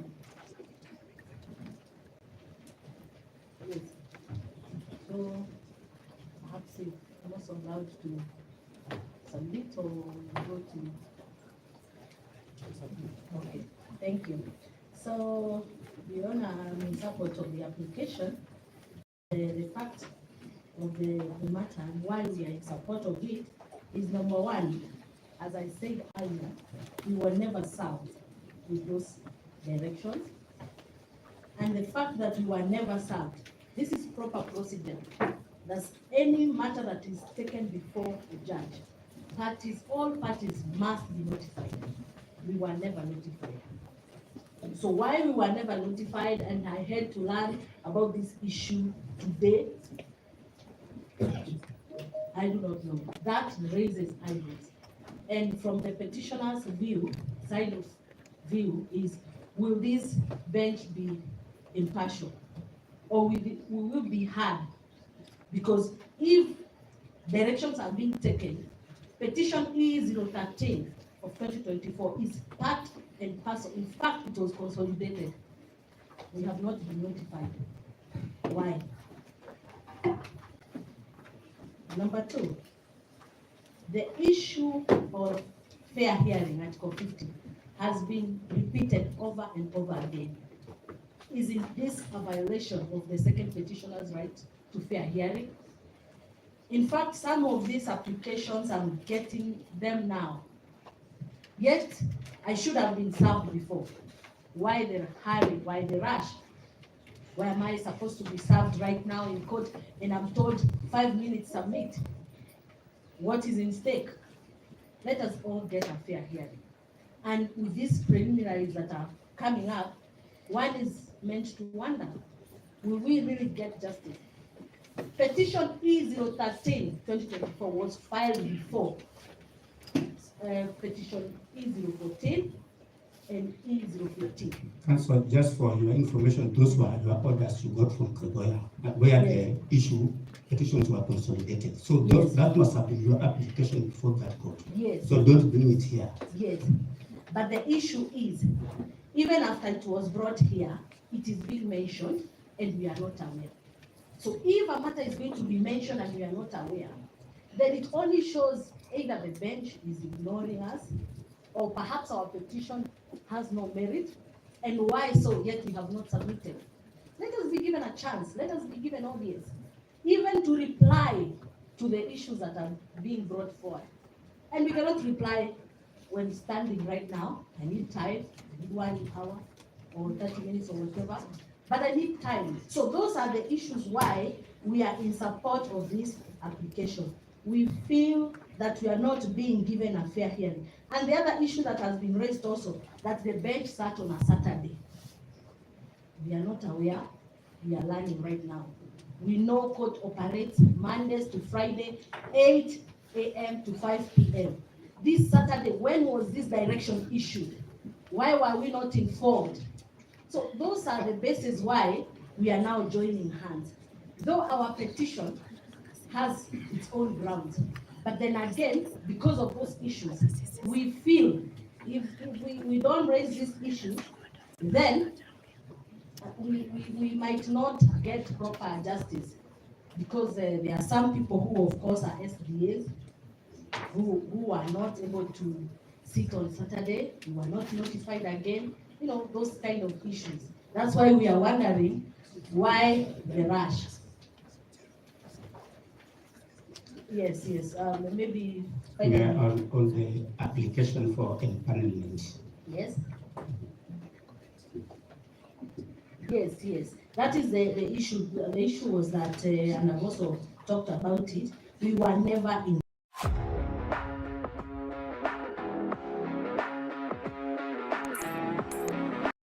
That will be given direction. So long as I'm late, so long as there's a petitioner there, I have to be heard. And that is the law. And there's nothing new I'm saying. This is the procedure all advocates use. Why is it that I'm being ignored? I'm being notified 11 a.m. watching television, and I was very eager like any normal Kenyan. I see my petition being mentioned.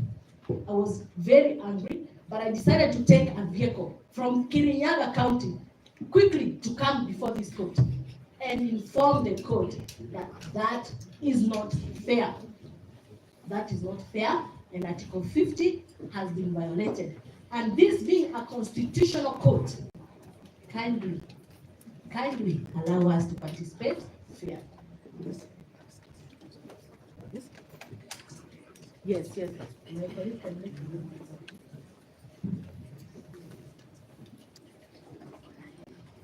Lordship,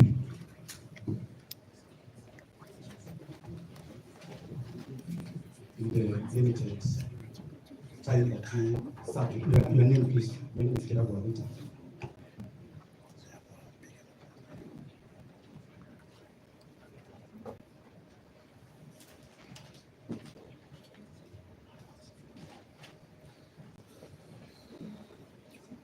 Within the limited time that we sat with my learned friend, Mrs. Kimova, and despite all those challenges, we have come up with about 4 points which we request that we be allowed to submit on,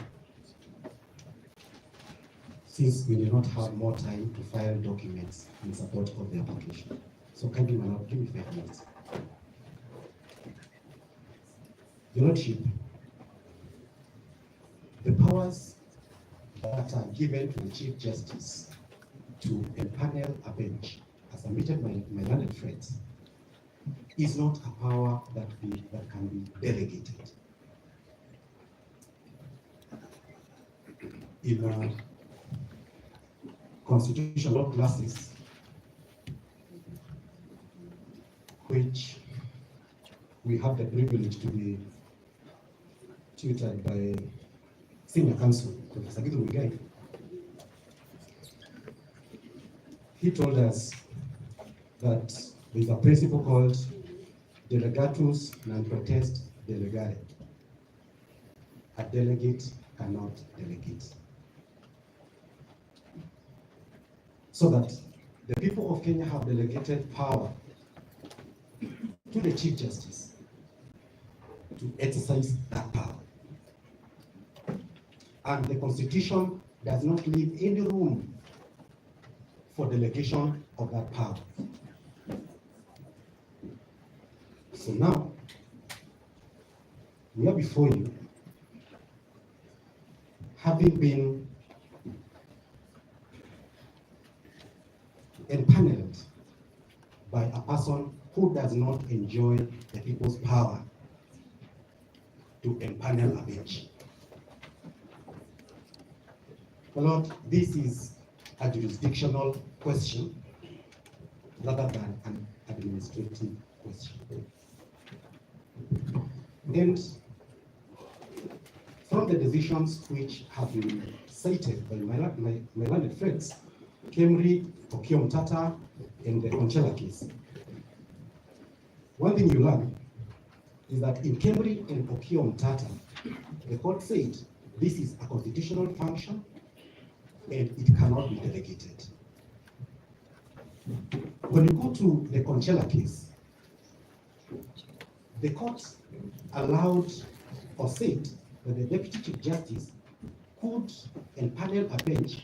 Again, it went ahead and gave some conditions. I don't want to go through all that. But Your Lordship, what you learn again is that shortly after the Conchella decision was made, an appeal was filed in the Court of Appeal. And who filed the appeal? It is the National Assembly, who is a respondent today. It is the Senate, again, who is a respondent today, urging you to take a contrary position. What was the argument by the National Assembly and the Senate before the Court of Appeal? The argument was the Deputy Chief Justice cannot perform this function. And on the basis of that, kindly stay the proceedings before the High Court. I'm referring to Nairobi Court of Appeal, civil application, number E097 of 2021. So the Senate and the National Assembly went and argued before the Court of Appeal. Don't allow those proceedings to go on before the High Court, because that bench, a 5-judge bench, is appointed by a person who does not have the authority to appoint. And the Court of Appeal considered that application. In the ruling, the court agreed with the National Assembly and the Senate. And the ruling does not have a paragraph numbers, but towards the end, now in finding that the Senate and the National Assembly had an arguable case, they said, as we have observed, an arguable point of appeal is not one that will ultimately succeed. The point intended to be argued whether the Chief Justice was empowered by the said article, the article we are discussing, to empanel a bench of the High Court is not an idle one. It's not an idle point. It is an arguable point. The court, on the nugatory aspect, stated that on the nugatory aspect, it appears to us that if it was to be held on appeal, that the Deputy Chief Justice had no power to empanel the bench, the appeal would be a victory with no practical effect and academic exercise.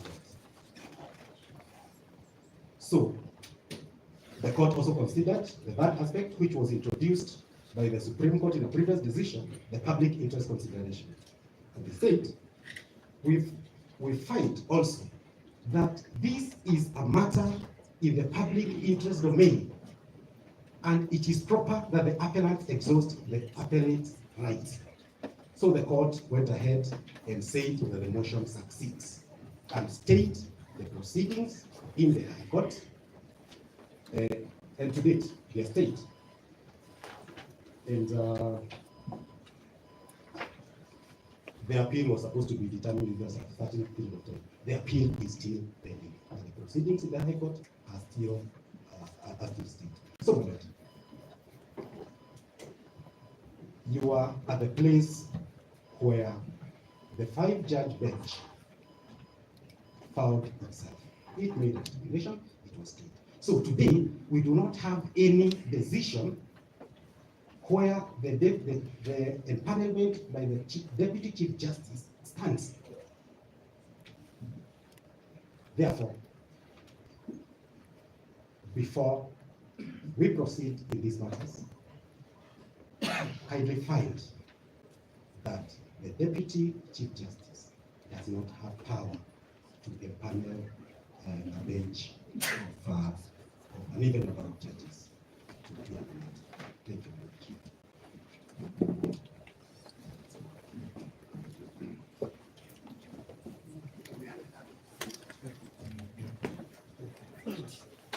Your Lordship and my lady, within my pleasure, my name is Sakimpa. I act for the third petition in this consolidated petition, which was Kerugoya E014 of 2024. Your Lordship, I want to begin to say that the proceedings that are before this court today are fruits of a prisoner's tree for the following reasons, my Lord. The first reason is that, Your Lordship, our matter was referred to the Honorable Lady Justice, the Chief Justice, on 11th of October 2024 for empanelment of a bench. Your Lordship, the same has never happened until the conservatory orders in petition E015 were granted. It therefore shows, Your Lordship, that petition E014 as consolidated E013 are here to seal the loophole so that we cannot question why petition E015 was brought before this court before E014. Your Lordship, I just want to agree with all the submissions by my learned friend. That is my submission.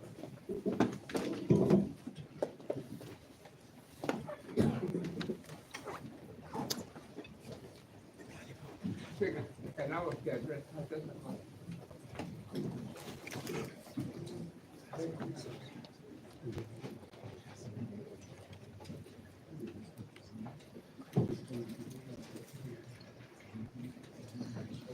I don't hearing of matters during night hours. The answer to respect, my Lord. But judges can hear matters at all hours. I have done so. The colonial judges had cases at odd hours in the middle of the night, early hours of the morning. I remember appearing before Judges, Chief Justice Simpson that these would be cases with simple matters, like individuals who want to bail at night because probably they have been in the bar, they have drunk a lot, and they want to bail. You rush from the judge's home or the chief justice's home, and would grant bail. It's a beautiful custom, beautiful practice, and I invite you to respectfully, my lords, that you endorse it in your ruling. It gave justice to people. It was a good practice. Instances like in Mombasa, Your Honor, you would have foreigners who have had children, or still minors, with our local girls, and you want now to fly out with these beautiful children at odd hours. They want to get to work, they want to get to the ships at odd hours, and you rush to a judge at night, and he will give you an order, and you go and stop it. During those days, Your Honor, something that I don't see these days, I wish it could be reinstated. You would have names of the judges in publications, like telephone directories, their telephone numbers would be there. You would know where they live. You would rush to a judge's home because you know where he lives and so on, and he would grant you orders. We no longer have that type of thing at all. I wish it could be reinstated. It was helpful. It handed down justice to the court. I recall one judge I appeared before, and I think he had me talking to his askaris at night. And he came out, shouted, "Who is that?" Somebody said, "Oh, it's Khalilma. He wants to come and be heard." And they shouted at me and said, "Khalilma, I want you to know I'm not a judge during the day. I can't hear you, the time is over." And I returned and told him, "Judge, the world will be shocked to hear, or the country will be shocked to hear. You are only a judge during the day, and at night you are not a judge." My Lord, let us reinstate that practice, say so very loudly in the ruling. But then, coming to some case, what has happened is completely wrong. Your Honor, the Deputy Chief Justice, his powers are set out in Articles 147, 148, 149, 150, 151. He has enormous powers. If a person can become a president of the Republic at any time. If you're going to hear his matter regarding impeachment, you should hear it during the day and it should be heard in the parties. It's not a matter that can be heard at all. What the Deputy Chief Justice or whoever it is would have done is to get on phone, to get in touch with the attorney general, get in touch even with the advocates, and ask them, "Can you come?" But it should not have had this matter expertly. This is not a matter that can be heard expertly at all. And then also, when you look at the Constitution, and the Constitution seems to be very clear. I will refer you to Article 165 of Article 4. 165 of Article 4. If you permit me just to read it to the court. It says that, not 165, Article 144, Article 4, Article 144, Article 4. It says that 144, Article 4. So sorry.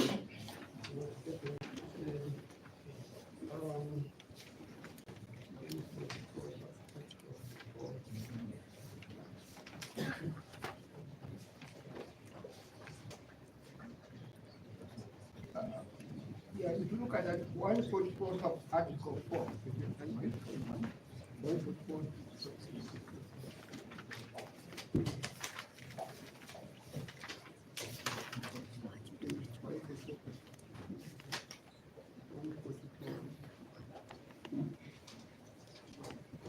Yeah, thank you very much.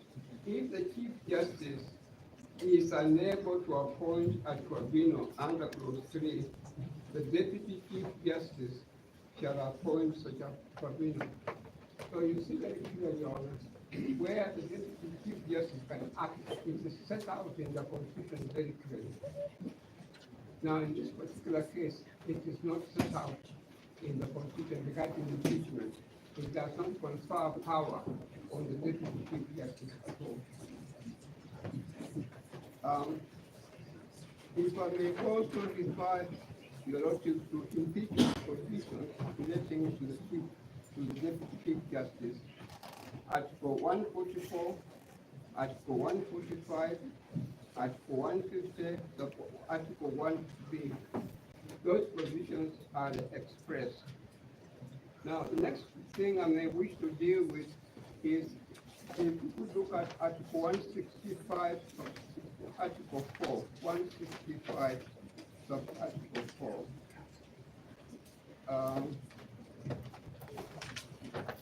165 Article 4.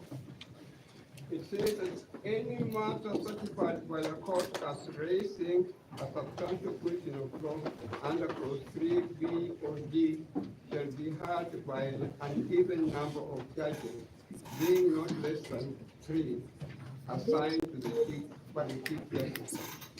Now, before the Chief Justice appoints the Chief Judges, he takes into account a number of things, my friends.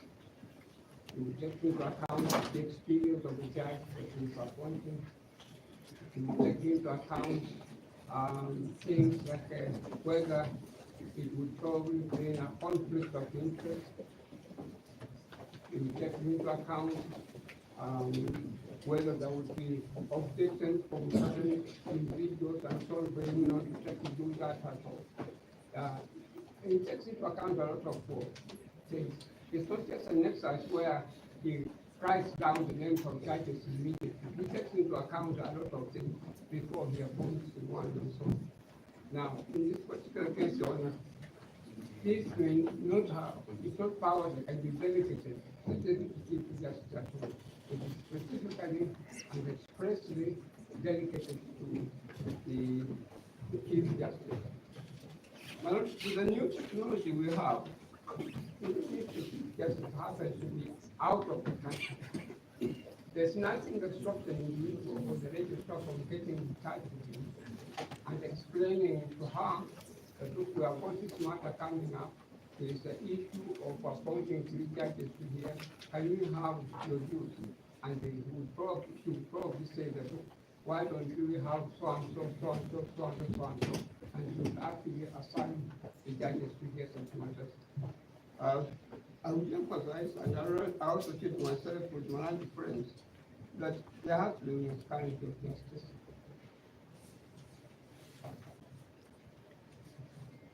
The Deputy Chief Justice should not have done what he did at home. Not that you have got anything against her.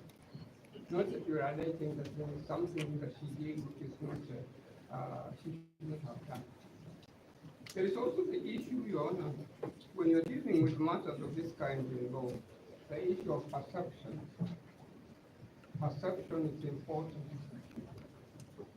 When a Chief Justice performing, a Deputy Chief Justice performing such a kind of job or exercising such a power, what perception are other people calling together? They may read a lot into what she has done. It may be correct or it may not be correct, but there it is. They may come to the conclusion that, look, the Deputy Chief Justice probably is acting under direction of the executive, under direction of the President. That may not have been done, but that is a possible perception. It sends the wrong perception to people. And when you are dealing with matters to do with the administration of justice, perception is important. what signals are you sending out? In this particular case, a matter involving the deputy president of the country is being removed under suspicious circumstances. Is it wrong people to suspect that the deputy chief justice was probably preferred instead of the chief justice? Is it wrong people to probably to the chain when they're having their first kind dealings that the deputy chief justice is possible that the deputy chief justice is taken because he's a friend of the executive and such things and so on. So to make sure that we do not have such allegations, we stick to the law. We stick to the Constitution. So I emphasize before I sit down that what has happened is wrong, must be condemned, and we should uphold the submissions of my ever-learning friends. There is a word somewhere, I think in the Constitution, that the deputy chief justice may perform function today or the duties of the chief justice in absence. Clearly, that refers to cases where the chief justice may be relieved or the chief justice may be sick or the chief justice may be involved in something that is cannot enable to perform the work and so on. Now, in this particular case, nobody has alleged to the chief justice for anywhere. Nobody has alleged to the chief justice on duty, and nobody was alleged anything that made it impossible for the chief justice to carry out her duties at all. Again, I emphasize if I sit down on removal of the deputy president as Dr. And it's something that is making a number of Kenyans entertain us for interesting things and so on. Yesterday, I think it was on Sunday, was when I was sitting in my house, I decided to listen to the word of God on TV, and I sit down. I decided to listen to the word of God from a lady preacher, and she was saying that what is going on now? God no longer has any confidence in the current account. Now, you can't blame us when such things were happening. You can't blame us and come to the conclusion that the Almighty God and the Lord Jesus Christ no longer supports the current government because of such things as well. I argue very strictly that you have forced a mission of my friend, Mr. Kibe and his care colleagues. They are able to function and it is unbelievable. Thank you. May it please the court. We will try on the side of the respondents to be precise and concise. Let me start off by thanking Dr. Ogada and Mr. Ongoya for their very kind remarks about the small role I have played in the development of our constitution and law.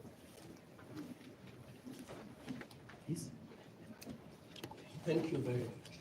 I also want to thank Council for the civility that has been observed in the presentation of this matter, and I do hope that the respondents will also remain civil so that we extend the proper respect that the court deserves.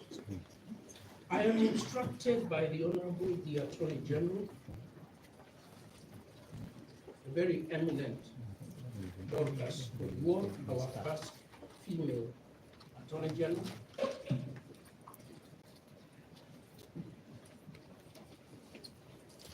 and she instructs me to inform the court that she is here because Article 156, sub-Article 6, enjoins the Attorney General to promote, protect, and uphold the rule of law and to defend the public interest.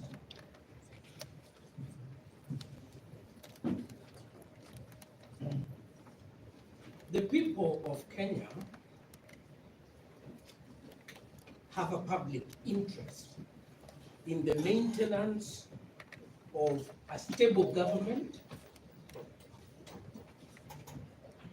and in the protection of the sovereignty of their republic. And that republic is underpinned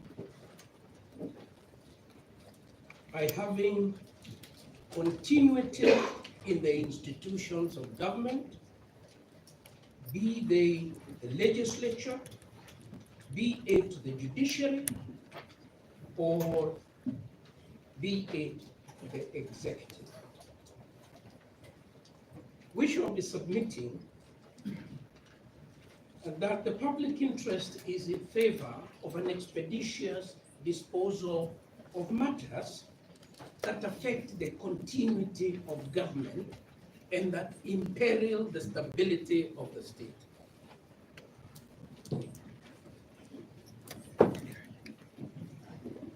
And that human rights are not only accorded to individual applicants, they are also accorded to the collectivity called Kenya. And the people of Kenya, they also have human rights. I agree with my learned friend, Mr. Ongoya, who is a very eminent constitutional jurist and a practitioner of the constitutional law. I agree with him when he says the Constitution 2010 in many ways is transformative, has introduced more versatility in the protection of human rights. That is true. I also agree with him when he says that the Constitution must be construed in a manner to give full effect and protection to the rule of law and to human rights. But I further submit this, that the Constitution too must be interpreted so as not to create an absurdity. The Constitution must be construed so as not to create an absurdity or to put it in conflict with itself. What is the purpose of the Constitution? To establish the state. What is its further purpose? To provide for democratic government and to protect the rule of law and to protect human rights. These are not in contradistinction. These are not at war with each other. A stable government, a sovereign people, and human rights are not in conflict with each other. They are in harmony. It is the work of the court to interpret in order to create that harmony. When the court is invited to interpret the Constitution so as to create an absurdity, it must refuse to do so. This afternoon, you are being invited to interpret the Constitution to create an absurdity. Why is it an absurdity?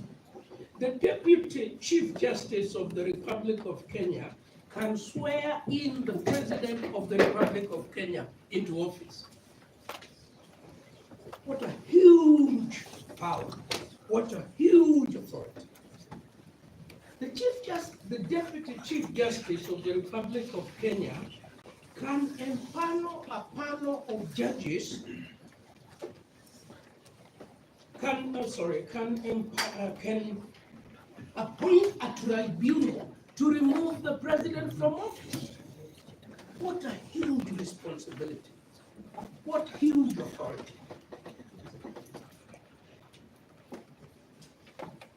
But wait a minute. The Deputy Chief Justice cannot assign duties to judges. Pray my lords. What then does the Deputy Chief Justice deputize? What does she deputize?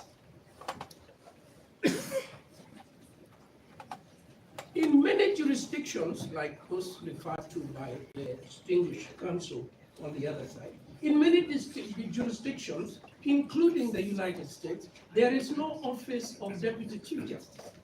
In the Supreme Court of the United States, there is the Chief Justice and Associate Justices. In Kenya, the drafters of our Constitution, and if I may say so myself with a bit of humility, I was one of the drafters. Knowing that in other countries there was no office of Deputy Chief Justice, decided in Kenya there shall be an office of Chief Justice to deputize the Chief Justice. In doing what? I'll be very brief. That is to be found in the Constitution itself and in the statute. And I think I will leave my learned friend, Mr. Gobo, to deal with that. But let me, in the 2 minutes I've been granted by this gracious lady, make 1 point, 2 points. Beneficiaries of ex parte orders stand before this court and say, only they are entitled to ex parte orders. They are here to complain that they went before Judge Gombo, they went before Judge Mwita, they got ex parte orders with finality, and that was okay. But when the Attorney General went ex parte, and all her prayers were refused, except the prayer to send the matter to the Chief Justice, she was wrong. How is that possible?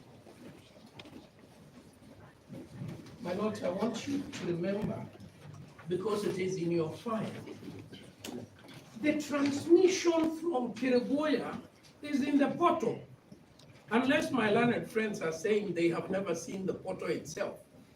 Yeah? The registrar in Kirinyaga, Honorable Wanyama, writes a letter, yes, saying, good evening, kindly find attached the document for your attention. It has a time to the Chief Justice. It is on the 18th, and it is 15:45. It is 3:45 in the afternoon.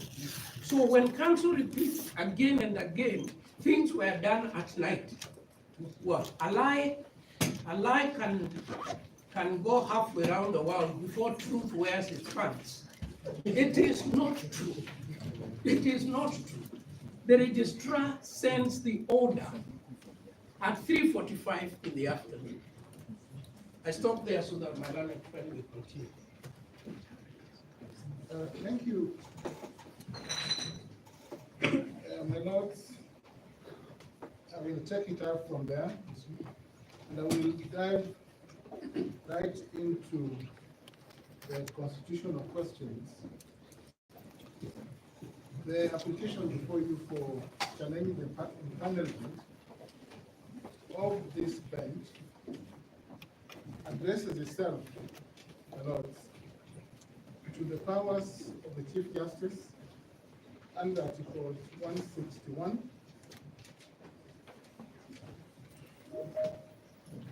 (2)(a) and (b) that establishes the office of the Chief Justice as head of the division and of the Deputy Chief Justice as the deputy head of the division, and conversely, my lords, to Articles 163, 1b, that again provides that the Deputy Chief Justice shall deputize the Chief Justice and be the Vice President of the Supreme Court.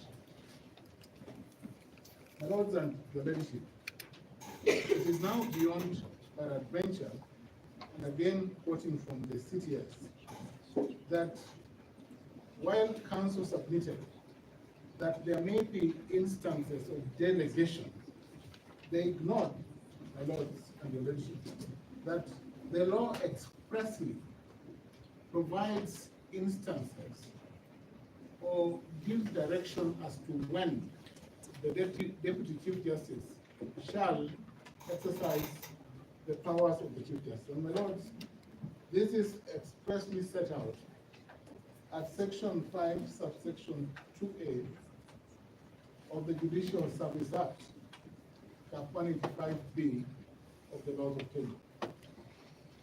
The Judicial Service Act expressly provides, my Lord, that the Chief Justice can deputize, or the Deputy Chief Justice will exercise the powers of the Chief Justice in the absence of the Chief Justice. And Lord, the CTS and my learned friend, Professor Gilbert Mugai, referred to this. There are only 2 professors, senior counsels here, so it must be correct. My Lord, in the CTS, it is clear that the Chief Justice communicated to the Deputy Chief Justice that should be a way to Geneva, Switzerland, and Milan, Italy, between the 12th of October 2024 and 24th of October 2024. That is it's in the banner. It's on record. It's on record. Senior counsel and my pupil master coordinated. Keep your voice calm. Keep your voice calm. There's no need to shout. I was asking the court whether this material is part of the contract. It is. Or whether it is. That's why I was asking. You taught me to submit politely. You taught me to submit clearly, and I'm polite. Yes, I was speaking. My Lord and your leadership. It is important that in my address to the court, I indicated that the respondents in that application did not file any replying affidavit, through which this material could then be introduced before you. My Lord, it is part of the record. The record. The material which is in the court portal is part of court record. If it is not on the portal, it's okay. If the material is in court portal, it's part of the court record. Just for good order, my notes that we make progress. And we know, because we access the portal through particular case numbers, in which case file is this material available, that we can just log in and get to see. My Lord, it is not in my place. We start educating, demonstrating my learned friends what files to do. Because this is the portal. I would have had no other way of accessing. Professor, can you just give us a reference? Yes, for purposes of clarity? Yes, my Lord, 05, we have 3 cases that are consolidated. We have accessed the portal in E015 of 2024, a transmission from Kaya Wanyama, and E014 as consolidated. We have this material, and we are aware of it. We have even gone further, my Lord, and served passed on the communication to my land. It is in the public domain, my Lord. We could not have secured this communication anywhere else. Sorry, do you mean to say that what you're holding is filed on CTS? It is. Does it have a date and time? It is in the. What I have here is a copy from the CTS, the reference of the Chief Justice Office. We only accessed it from the portal. We are Yes. I request us straightforward. There's an internal memo we've just been given here. My colleagues are saying it's on the portal. If we knew the case number which it was, we would have verified it. The other option would have been for my colleagues who are reacting a particular application this afternoon, have they found an affidavit valid document? Truth of the matter is that documents in the CTS have a timestamp, as my lady points out. The document we are having here does not have a similar timestamp. We're just saying, show us where it is so that we authenticate, then we make progress. It doesn't make sense to demean the rest of us when you're asked to authenticate. You do precisely that, you authenticate. But also I can confirm that it is even the physical file. This document, the physical file. So that my learned friends do not have it, or that they are shocked that the Chief Justice is not in the country, should be a point for response. They can respond and say, we saw the Chief Justice around. That's supposed to be fair. My Lord, if I may raise into my time, they will have time to respond. Yes, the judicial report. I proceed. My lady, yeah, I also ask a quick question. We want to know in which case file in the portal, because that submission my colleague has made, there's this internal memo. First, I want to know the internal memos are normally in the portal. I'll be glad to learn. But more importantly, in which case file is this internal memo so that we can authenticate? That's simple. My colleague Dan will say it is in the portal. He has a duty to furnish us with the particulars. We have indicated, my Lord, that it is in the physical file. My life friend Mr. Nyamodi will specifically address it so that I can proceed. Your Lordship, would you kindly give us a ruling on our objection? Please, the applicants, when you are submitting, the respondents gave you time. Please just give them time to make their submissions. You are going to respond. There will be time for you to make a reply. My Lord, the proceedings before you are in the public interest. They are in the public interest, and therefore the question of time management, my Lord, and the need for expeditious disposal of the application before you cannot be overstated.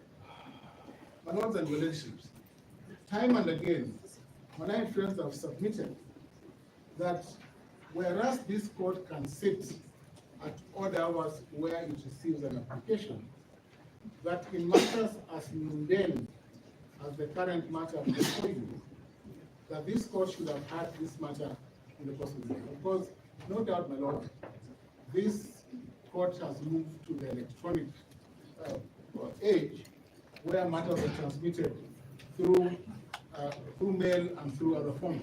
My Lord, but most fundamentally, we are here to challenge ex parte orders, not inter parte orders, not orders given inter partes. And my friends therefore cannot speak from both sides of the mouth that where you are dealing with matters of the impeachment of the deputy president, such as this, that ex parte orders cannot be issued, yet they obtained ex parte orders that necessitated the filing of the application before you. My Lord, what we're dealing with here is a removal under Article 145, and which the law defines as final under Article 145(7) of the Constitution. When therefore my friends submit about the office of the Deputy President, they seem to forget that Article 145(7) refers to the finality of the Act of Senate. And therefore, all the orders obtained under the subject, all the orders obtained under the subject of this proceeding were obtained after the impeachment proceedings, after the act of impeachment. And it is therefore important, my Lord, in the interest of all of us, that these matters are resolved expeditiously and timelessly, so that this court can move to the next phase. The next phase, my Lord, would be dealing with the question of the next step. My Lords and relationships, it is clear that my friends do not want to proceed to that phase. That is, we have all these multiple applications and the inability of the applicants to want to be confined to the question of time. They want to speak throughout the night. On our part, we want to sanitize this proceeding, my Lord, and stick to the point that the application does not meet the threshold set out for recusal, because recusal is also prayer. They have advanced no reason at all to want this court to recuse itself or to find that it was not empaneled in line with Article 161, 163, 52A of the Judicial Act. We opine, my Lords, that this bench was properly constituted by the Deputy Chief Justice, exercising powers donated to her by the Chief Justice, unless they're saying that there's another Chief Justice. Thank you.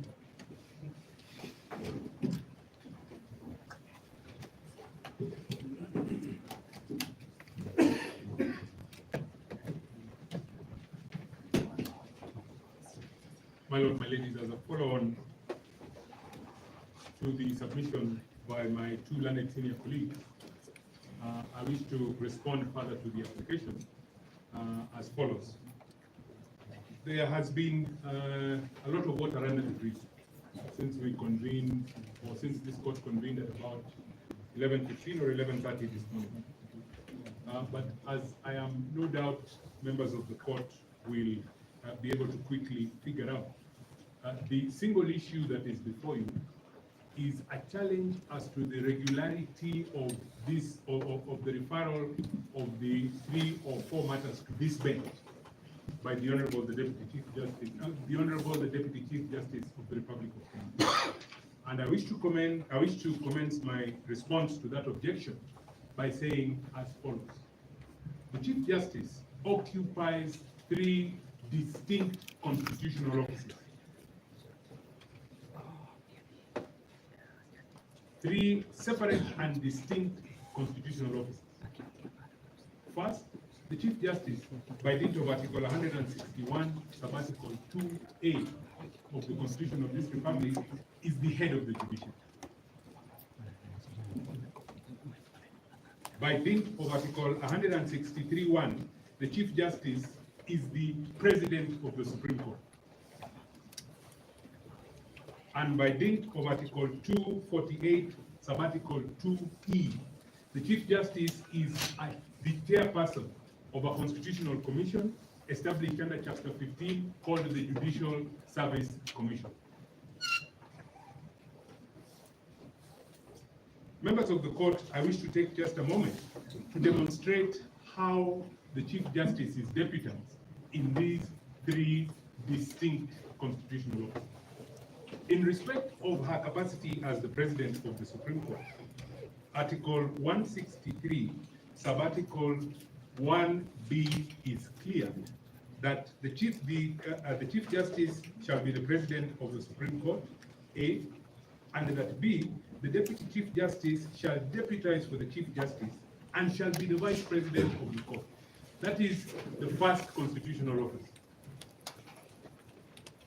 The second constitutional office is the head of the judiciary, and I will come back to Article 161 in a moment. Suffice it to say that it is in Article 161, Sub-Article 2, that the office of the Chief Justice is established. And Article 161, Sub-Article 2 states as follows: there is established the office of the Chief Justice, who shall be the head of the judiciary. I will come back substantively to 2B in a moment. But it is important that for the purposes of the commission established under Article 248, Sub-Article 2E, the Deputy Chief Justice is then not the Vice Chairperson of that commission. In the Judicial Service Commission, the DCJ does not deputize the Chief Justice. Now, it is our position for the respondents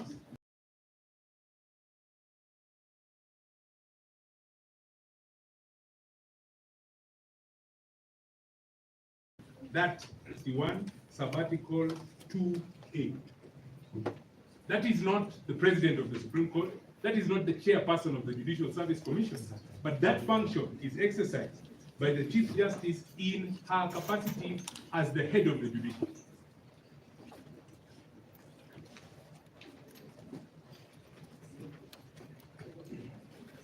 It is our submission that therefore the Deputy Chief Justice, who is the deputy head of the judiciary,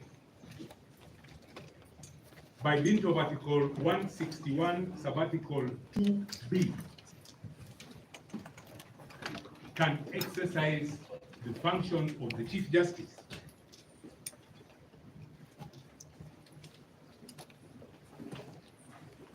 as deputy head of the judiciary.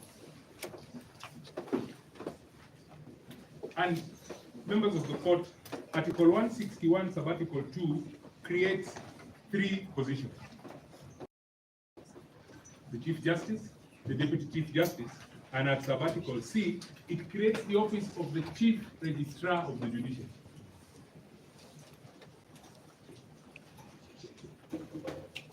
Now, the Chief Registrar of the Judiciary doesn't deputize the Deputy Chief Justice, but the Deputy Chief Justice deputizes the Chief Justice. That does not require any interpretation. That is really comprehension as a matter of English.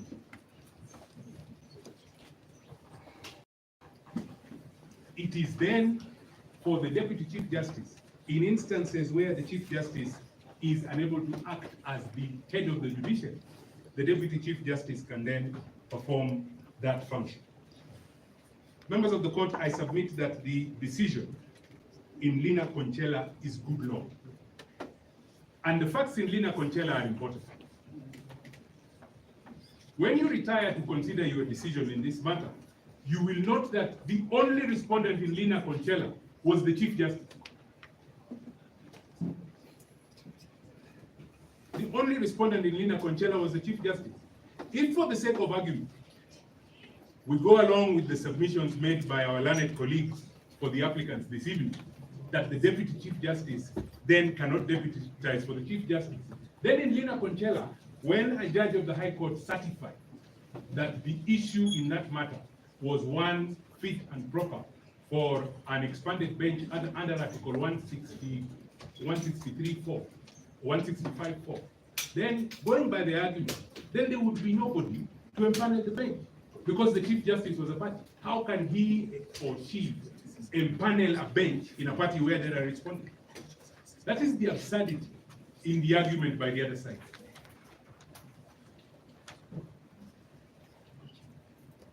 And my lord, it is our submission, or it is our position, that the constitution of this republic must remain elegant, and it must remain functional. Interpretations such as the one urged by my learned colleagues for the applicants, that would lead to that sort of an absurdity, should be rejected by the court.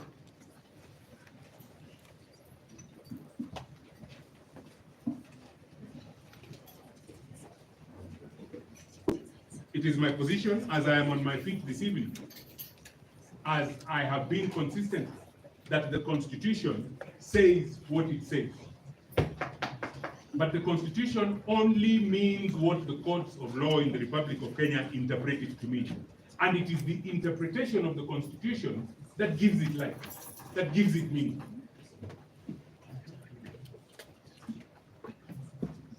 And, my lord, my lady, it is therefore my submission that it is a proper interpretation of the Constitution.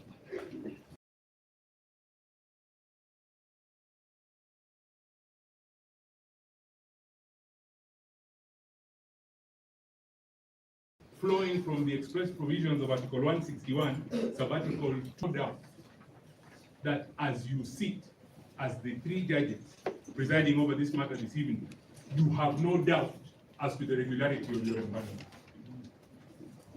Because if you did, and flowing from the accolades that have been heaped upon you by learned counsel for the applicant, then you would not touch this file. There are other files that are equally urgent, that deal with the same issue, that have been brought to your attention this morning, this afternoon, and maybe again this evening, where you have said, in the absence of that direction, under Article 165, sabbatical 4, you are unable to deal with those matters. So, my lord, my ladies, being satisfied, or you being satisfied with the regularity of your empanelment, this application is for dismissal. And I must add, with cost.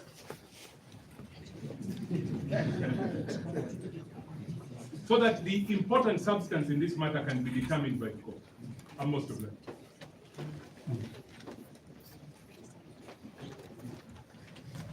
My lords, my lady, permit me to just conclude with giving a bit of a context in the Conchela matter. I'm not going to explaining anything because, my lords and my lady, the decision speaks for itself. The decision is a decision of 5 judges of the High Court In particular, my lord and my lady, paragraph 97 is instructive. 97B in particular, if I may, reads that the exercise of powers under Article 165(4) of the Constitution, though constitutionally underpinned, is administrative in nature. They go on to add that being administrative in nature, the said mandate can be exercised by the Deputy Chief Justice when the Chief Justice is absent, when necessary, or if for good reason the Chief Justice is unable to exercise the mandate. At D, they conclude that in the present circumstances, the rule against bias and the rule that no person shall be adjudged in their own cause dictates that the Chief Justice, being the main respondent in the instance petition, could not assign judges to hear the petition. My lords and my lady, that is the absurdity that learned senior counsel, Professor Gidu Wigai, was talking about. Take it a step further.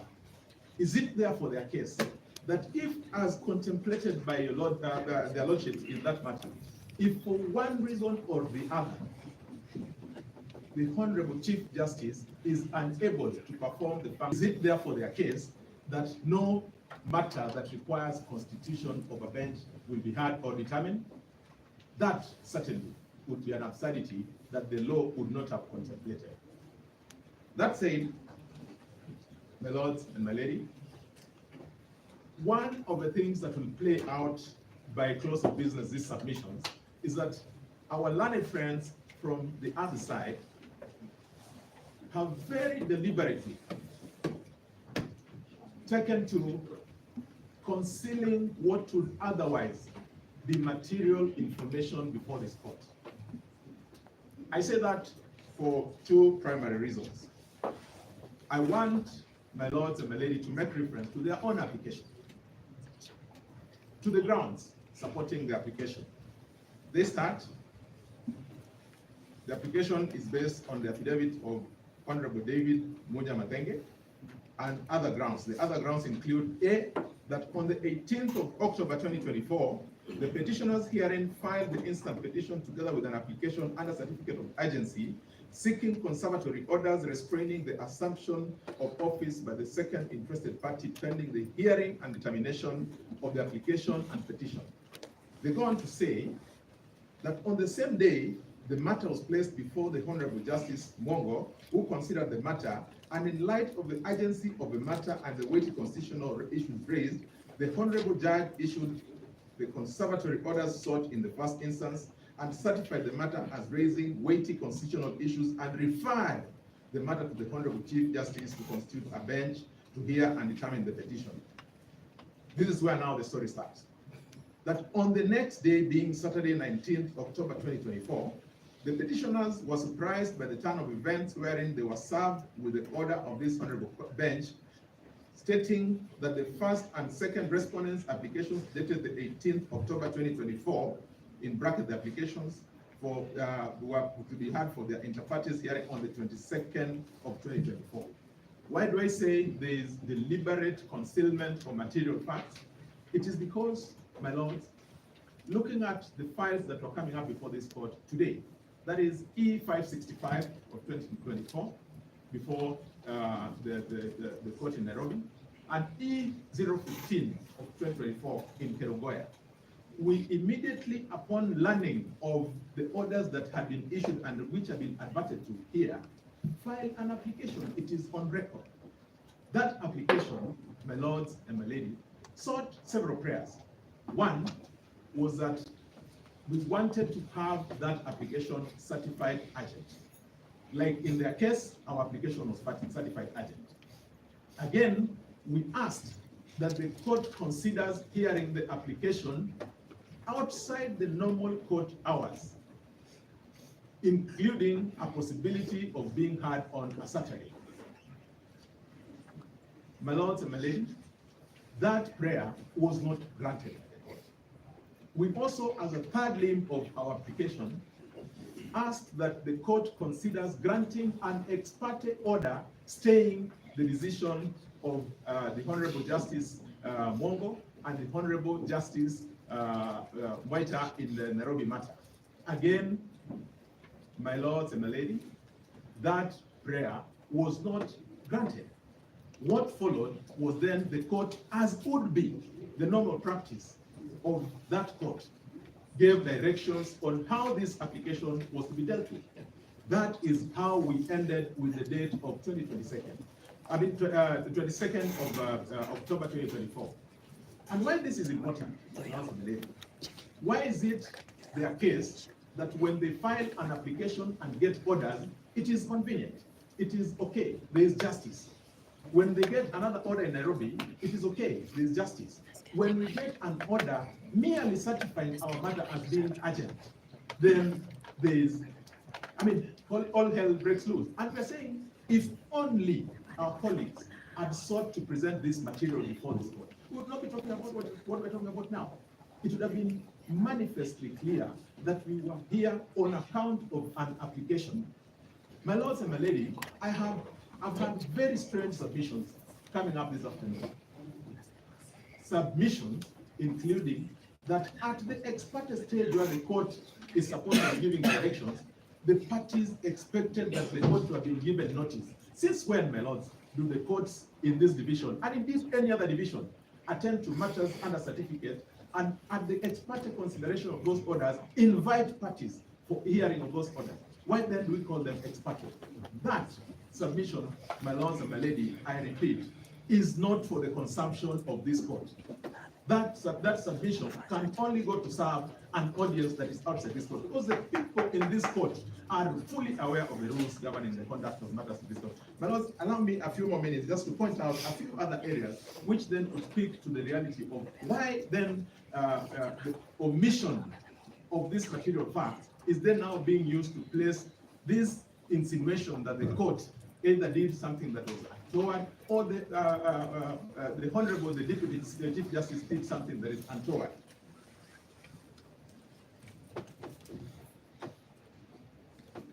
My lords and my lady, at paragraph D, the respondents in the application say, subsequent to the reference of the matter to the Chief Justice on the 18th, the petitioners reasonably expected that once the Chief Justice issued directions on the file regarding empanelment, the petitioners would also be invited for mention before the bench for directions as was directed by the Honorable Judge. If they didn't have an application, on what basis, therefore, was an order going to be issued to them? One would have expected that would be something that would come from a party not represented. But a party represented would certainly be talking to an audience other than this audience. At paragraph G, my lords and the ladies, they say they now have a direct accusation on her ladyship, the Honorable Deputy Chief Justice. Say that the Deputy Chief Justice violated Article 1, 10, 27, and 50 of the Constitution in ordering this bench to hear and determine 3 matters in which conservatory orders have been issued against the government of Kenya and its organs, namely, there is no such order that came from, and a perusal of the file would speak for itself.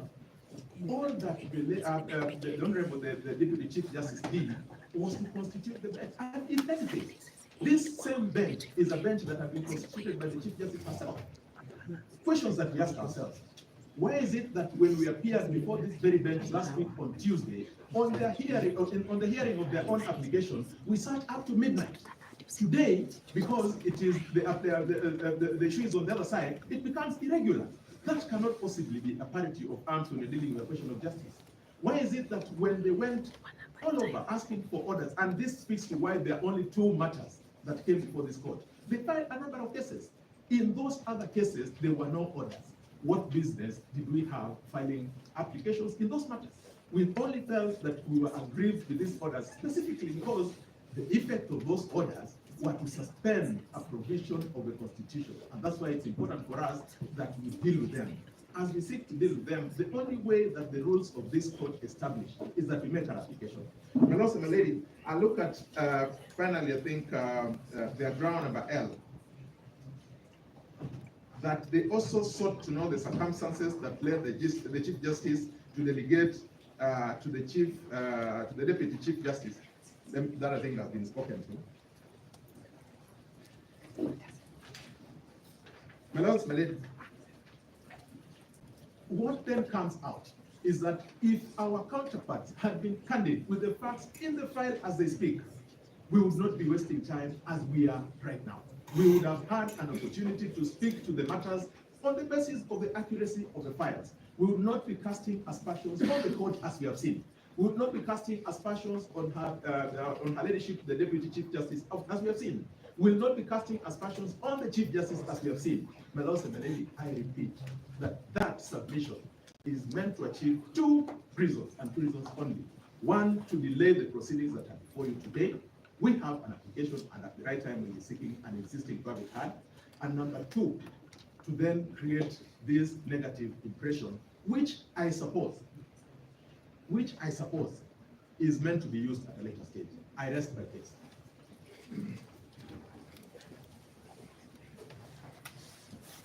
Thank you, my lords and my lady. My name is Morgara. I need to submit only on 2 points of law which were actually articulated in support of the application. And these were that the proceedings before this court touch on the Bill of Rights, and they are vitally important that we should actually not be seen to flout the Bill of Rights. The Bill of Rights is chapter 4 of our Constitution, runs all the way from Article 19 to 50. But I wish to remind the court that the Bill of Rights applies to every party that comes before the court, and it's not just one party. The proceedings we have before the court are very important to the petitioner. They are equally important to the respondents. And it goes without saying that over 50 million Kenyans actually have an interest in these proceedings, and this is the reason why the agency has been certified both ways. My judges, aspersions have been cast on the bench so as to call for this recusal and application of Article 165(4), that you're being drawn into a conspiracy to commit injustice because there is no emergency that requires you to hear this matter as a matter of emergency. Far from the truth, the two applications that are before you to set aside the conservatory order are as important as the applications that led to the granting of those orders. Therefore, the hearing of those applications must be speeded up, and we are able to move with the matter ahead. You've also been accused of being enlisted in the service of the violation of the Constitution. Again, far from the truth, because this is an allegation being made against you, while the position of the respondents is that justice must be served expeditiously and as required by our Constitution. Finally, Article 165(4), which uses the word assign and not appoint. Inasmuch as this is a constitutional responsibility for the Chief Justice to assign, it is purely administrative. The word used is not appoint. We are using other words like empaneling and what have you. But sorry, the word used is assign. And therefore, if the Chief Justice is not able to assign, nothing stops the Deputy Chief Justice from making the assignment. That is number one. Number two, where it is expressly provided in this Constitution that in the absence of the Chief Justice, the Deputy Chief Justice will act, relates to Chapter 9, when the Chief Justice is dealing with the executive. In this particular instance, we are dealing with a judiciary where the head of the judiciary is the Chief Justice, deputized by the Deputy Chief Justice. So I also urge you to find that in fact, there was nothing wrong with the Deputy Chief Justice in the absence of the Chief Justice assigning the judges who were to deal with these two applications that were before them that particular day and the next applications which had been filed previously. Thank you.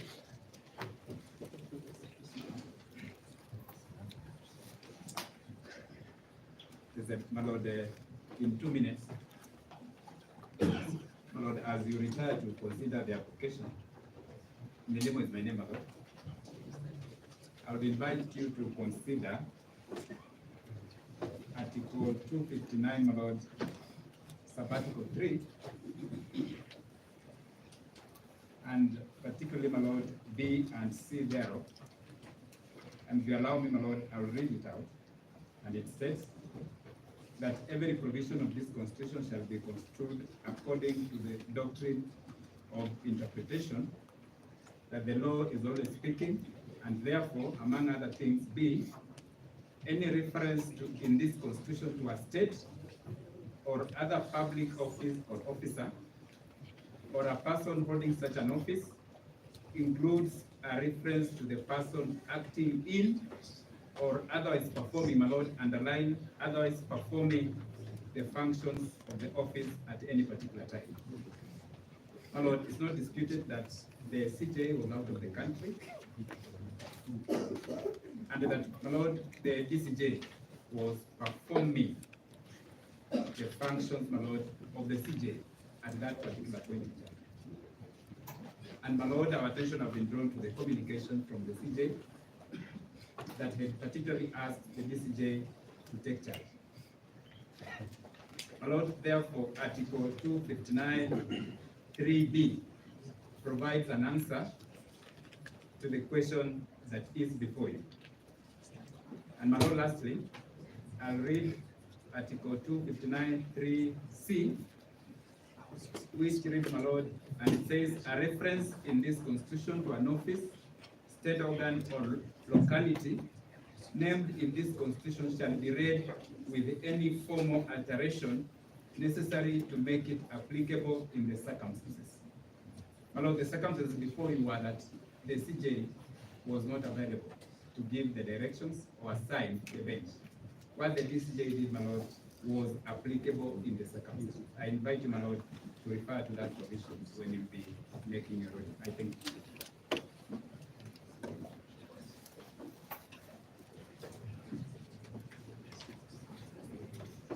My Lord,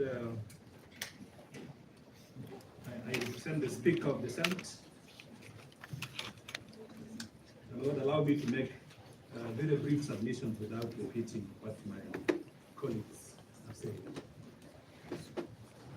My Lord, allow me to start by quoting Article 145, paragraph 7 of the Constitution, to just contextualize the reasons for our application on Friday last week. But if you look at the provisions of Article 145, paragraph 7, the impeachment of a deputy president is a serious national stability matter. Because after votes by the Senate, in accordance with Article 145(7), the deputy president, it says at least 2/3 of all members of the Senate, when they vote to uphold any of the impeachment charges, the president shall cease to hold office. In this case, as contextualized, the deputy president, the former deputy president, in this case, Mr. Gachagua, ceased to hold office. My Lord, look at it also in the context of Article 22.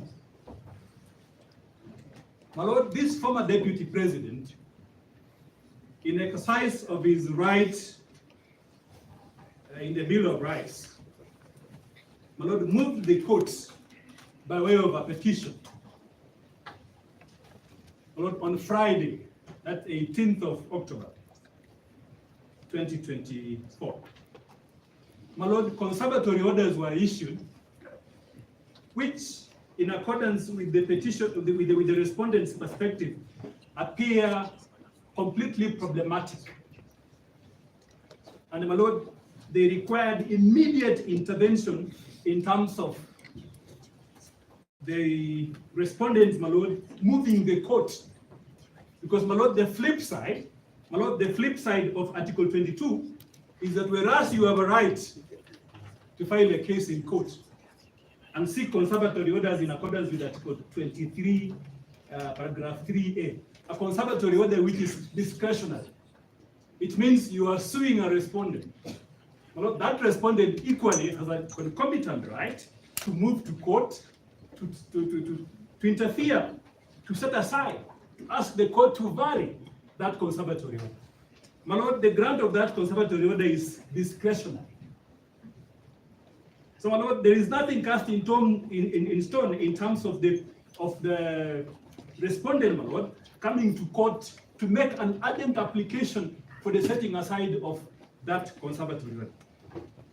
My lord, there is also nothing strange for the court in public interest.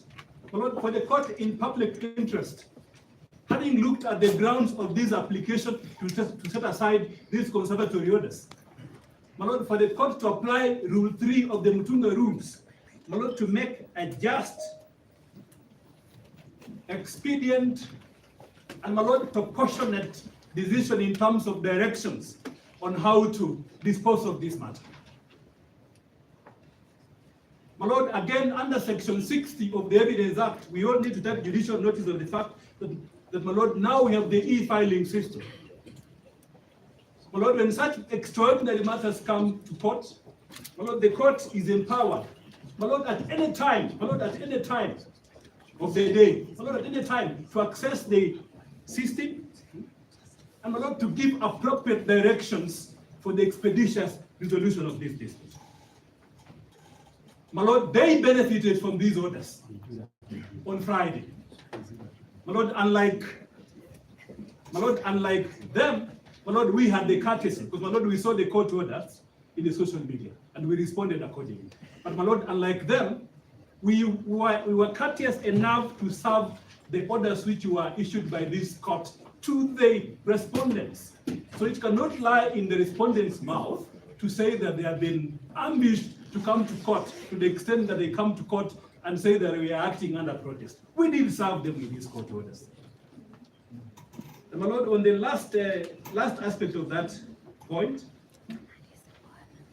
is that, my lord, then this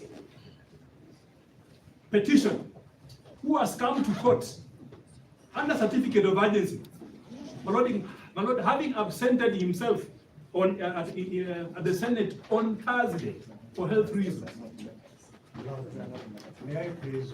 I think that is okay. That is good. My lord, I'm just winding up, not to emphasize the But he did not absent himself. Sickness is not absenting himself. My lord, I can rephrase. My lord, I can rephrase. My lord, But this you can petition. as well avoid it. Yes, my lord. This petition. My lord, may I say he apologized?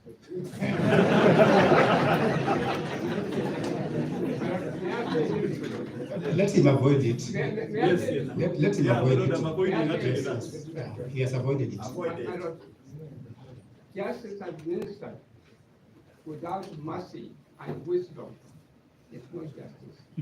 Here you got someone who is in his 60s, he's saying he's sick, he has cardiological problems, and you come and play it down. These are principal advisors to the government. They must be condemned. My lord, can I now conclude? Have you withdrawn that? Yes, my lord, I was making a contradiction by saying that the petitioner was able to access the court expeditiously, and the court was able to grant him conservatory orders on Friday. My lord, the same petitioner cannot then come to court and complain. My lord, complain when my lord, the Chief Justice, my lord, the Deputy Chief Justice, my lord, in public interest, and given the extraordinary nature of this matter, my lord, gives directions that this bench be constituted for purpose of determining the underlying question. My lord, the petitioner cannot probate and reprobate, can't speak on both sides of the mouth. So, my lord, the other extraordinary nature of this matter, my lord, is that the petitioners have filed a multiplicity of suits. My Lord, you have heard that there were 3 cases in Ikerugoya alone.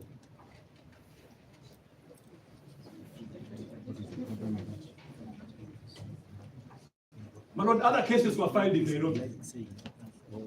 My Lord, Kenyans, my Lord, this is the consumption of justice. My Lord, just a few days ago, the Chief Justice had appointed this bench to determine these matters for the satisfaction of Kenyans. My Lord, in the public domain, Kenyans are aware that this bench has been appointed. So, my Lord, what is wrong? What is so different? What is so strange for the Deputy Chief Justice when the Chief Justice is away? Again, for the same reason, for purpose of expediency and my Lord, for purposes of laying a multiple basis for consistency in judicial decision making, for these matters to be brought before this bench by way of a direction in terms of uses being used of this matter. So, my Lord, I don't see anything extraordinary. My Lord, as I wind up, the petitioners have just simply cast aspersions to the process of appointment. There's nothing cogent. Lord, I don't see any integrity issues with respect to the handling of this matter by the Chief Justice. I don't see any integrity issues with respect to the handling of this matter by the bench. So, my Lord, our plea, my Lord, our sincere plea is that the underlying dispute with respect to the setting aside of the conservatory orders, my Lord, in accordance with the directions which were issued, should be urgently determined, my Lord. My Lord, in public interest. Thank you.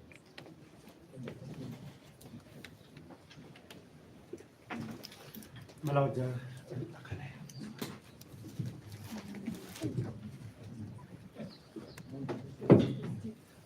Madam Speaker.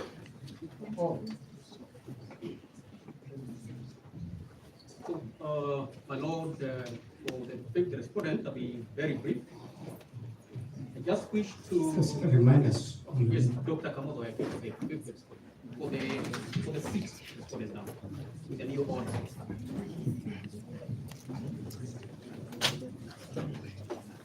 First, I wish to set the record straight in terms of some misrepresentation that has been made with regard to the decision cited, the Reina Conchera decision. When the petitioners were submitting, they were not aware that I am one of the petitioners in this matter, and that I am fully versed with the entire set of facts. So they misrepresented that the matter is not active. Nothing can be further from the truth. This matter is active. It was mentioned on the 24th of September 2024 before a new bench that was constituted following the accession of the honorable judges who were previously dealing with it, and it is due for further mention on 30th of October 2024. So the decision remains solid in terms of its capacity to persuade you not to depart from it, because no reason has been supplied, save for the misrepresentation that it should not be utilized. Now, allow me, my Lord, to make reference to the High Court Organization and Administration Act in light of the issue that has been raised on the sittings of the court. I will briefly cite verbatim Section 10 on the sittings and recess sessions of the court, where it is quoted as follows: that the court shall subject to subsection 2, 3, and 9 sit continuously for the trial of criminal cases and disposal of civil and other legal business of the court. There is no disclaimer whatsoever with regard to the time that the court should sit. So the court can sit at any point in time, day or night, Indeed, today, when dusk came, I was apprehensive that counsel for the petitioners might leave since the court is sitting past working hours, presumably. So the point that must land home is that nothing prevents this honorable court from sitting at any time, such that then the issue of when the court sat, when the files were transmitted, when the orders were released, whether on Saturday, whether on Sunday, though it has not been shown that is what transpired, the court has liberty to sit on such occasions if need be. With regard to the issue of the empanelment by the Deputy Chief Justice, again on this account, the petitioners have misapprehended the import of Article 165(4), because what is fundamental is that there be a substantial question of law, and that question of law is certified on the discretion of a High Court judge. What that means is that the same issues that are being heard here today could have been heard by even a single judge, if at the discretion of the judge who handled the matter reasoned that there was no substantial question of law. So what the Honorable Chief Justice or anybody else capable of exercising the powers within the office of the Chief Justice does is administrative. All the High Court judges are qualified to deal with matters of such nature. All of them. So assigning one or the other is routine. It is pure administrative. There is nothing that is exceptional intellectually in terms of requiring a special exercise of powers when it comes to dealing with that aspect. So in a nutshell, I would wish that, to point out that in a hurry to come to court, the petitioners even wrongly enjoined the sixth respondent, His Excellency the President, when Article 143(2) is clear that no civil proceedings can be instituted against the President. A decision that has been affirmed by the Supreme Court in the decision of Attorney General and two others versus D and 79 others. So the Supreme Court made an express order that the President cannot be sued. It's an order. So the pleadings that have been lodged before this court have been filed in contempt of the Supreme Court decision, and they should amount to nothing in the full and final sense of facts. So I'll be seeking that the bench continues to stay put, so that as early as possible, I can seek to have the sixth respondent discharged from the irregular proceedings initiated by the petitioners, and which they don't want concluded. They want to thrust this country into a crisis. Under Article 146, there is possibility of the office of the President becoming vacant on account of various issues, either through death, which is uncertain, through resignation, because he can tender a resignation and decide that I think I've had it too much, he can tender a resignation, or any other reason that may arise. So at the moment, upon the Senate voting on the first round of impeachment, we stood without a deputy president. So what would happen in the event we have a vacancy in the office of the president? We are staring at a crisis. We don't have a deputy president. The Honorable Speaker of the Assembly can only serve for 60 days. We don't have an IBC. So what the petitioners are doing is fomenting a crisis of monumental proportions, which we will not be able to imagine about.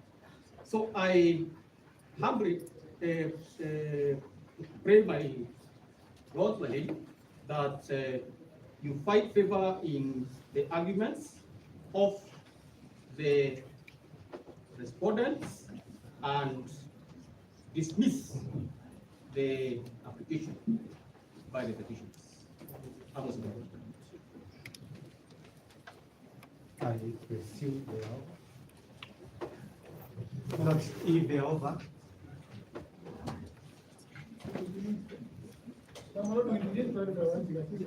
One friend that I will be referring to the judge at the right at Justice Murima, is Murima.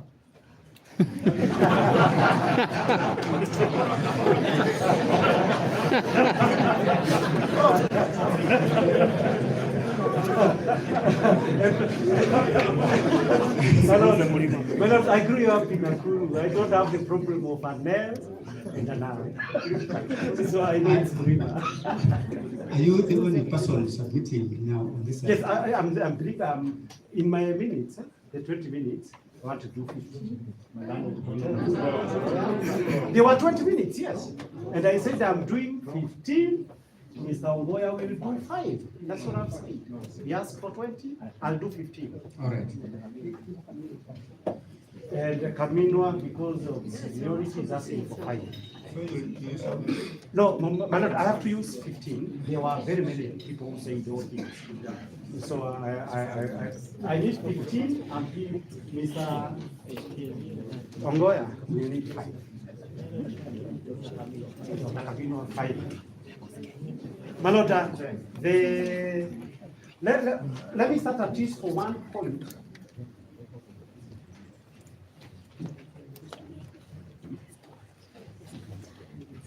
My learned colleague, Mr. Ndegwa, whom I respect a lot, is saying that probably we start with 2 points raised by a learned colleague, Mr. Joseph Kamoto. My Lord, the first thing, what is it? Okay. My Lord, the first thing is that the president cannot be sued. My Lord, for purposes of my understanding of the Constitution, everyone under the Constitution of Kenya is subject to the law. That is what the Constitution says. There is nothing the Supreme Court or any other court can say as valid law to change that position of the Constitution. So to the extent that the Supreme Court, assuming it ever says such a thing, that cannot be good law in the face of the Constitution saying everybody is under the law. Second point, my Lord, what is the nature of the proceedings? These are not civil proceedings. These are constitutional proceedings. If Article 149 of the Constitution says the president shall do this, there is nothing in Article 156 that would entitle the Attorney General to be sued on behalf of the president, because the Constitution itself says the president shall do this.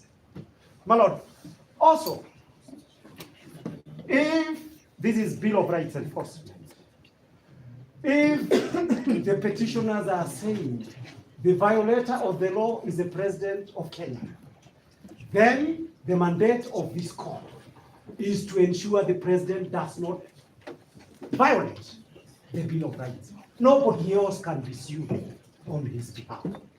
I think we have done with that preliminary issue. Oh, and there is these issues of vacancy. My Lord, I was imagining that if this vacancy is troubling anybody in Kenya, 2 things. Number one, you would have seen some urgency in reconstituting IEBC. Some of the petitions that are before you or that will find your way to your hands are also saying the president cannot do what is so desperate to do because there is no IEBC. So that is coming. So if there was any urgency, anybody who cares about vacancy, let us start with IEBC. My Lord, also, if, and I think Kenya are entitled to this information, Mr. Kamodo appears sorry that a vacancy in the office of the president may arise. Perhaps this is information the people of Kenya are entitled. Why is that so? My Lord, it's purely confidential. You can Well, I'm not saying anything. I've ended there. Unless you have some. I don't know. I did say it. I did say it. Yes, my Lord, now coming to the main issue. My Lord, this forum, somebody said we are sitting past the desk. It made me remember something. I think I saw the presiding judge was practicing at some time when I was practicing as a lawyer in the 1990s. And I remember going to court very many times with Dr. Minua, Paul Muite, and Dixon Kamau Kuria. What was it all about? My Lord, during that time, and when we could go to those cases, there was no distinction that was made. My Lord, with your very kind permission, I'm constrained to just want to get some clarification. Are we re-urging the application? No, I'm because responding. The role you have as in Illinois, you are supposed to be responding to issues that have arisen. I don't think what you're speaking to has arisen, and there is no latitude that extends to that direction. My Lord, we stand. We want to start and give some guidance. My Lord, I believe those Mr. Kid, you had the clarifications earlier. Yes. But now just stick to the reply according to I'll do that. My Lord, one of the cases that during that time, because you know we can't address the literal issue. I'm trying to be global.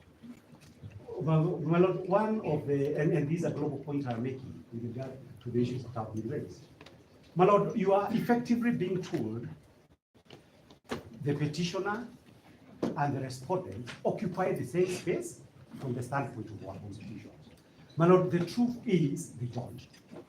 And I say that for the simple reason that these constitutions of Kenya was made explicitly to protect citizens who can suffer from harm from the executive and people who occupy power. That is what the protections are meant to do. Conservatory orders are given to ensure people whose rights are being violated and in need of protection, that protections will be accorded. So somebody to say that an application for conservatory orders stays on the same level with an application by a violator to continue or to complete the violations, my Lord, that would amount to misreading the Constitution. And this is not an idle issue. Under Article 20, it is very clear. The Constitution binds all state officers and this court. So the notion that we have a right to be heard, yes, when we shall be doing the petition, give them 10 hours and we shall not object. But let the subject matter be preserved. We've got no problem. The right to be heard under Mutunga rules is protected. But there is a distinction under our Constitution between a violator and the victim of violations. That one is very clear in our jurisprudence. Well, having said that, there is another office. There is a question of the empanelment, whether you call it assignment, appointment. The issue is, for purposes of Article 165 of the Constitution, does the Chief Justice exercise judicial or administrative powers? I go with what Dr. Kaminwa says. These are judicial powers. And judicial powers, my Lord, takes us to the oath that is prescribed by believing the that schedule of the Constitution. When the Chief Justice says, takes an oath, it to exercise the judicial powers that includes, with regards to the High Court, the powers under Article 165(4) of the Constitution. No such oath is taken by the Deputy Chief Justice to enable her to do so. So that, my Lord, as long as, if you say it is administrative, we go to another level. The questions would be, can this be made without a formal judgment where the issue has arisen directly? Because as we were told by my learned colleague, Mr. Waduta, that matter is still yet to be decided by the Court of Appeal. My Lord, having said that, there's a question my learned Professor Muigai, whom I learned a lot from him. My Lord, Professor Muigai talks about public interest, the issue of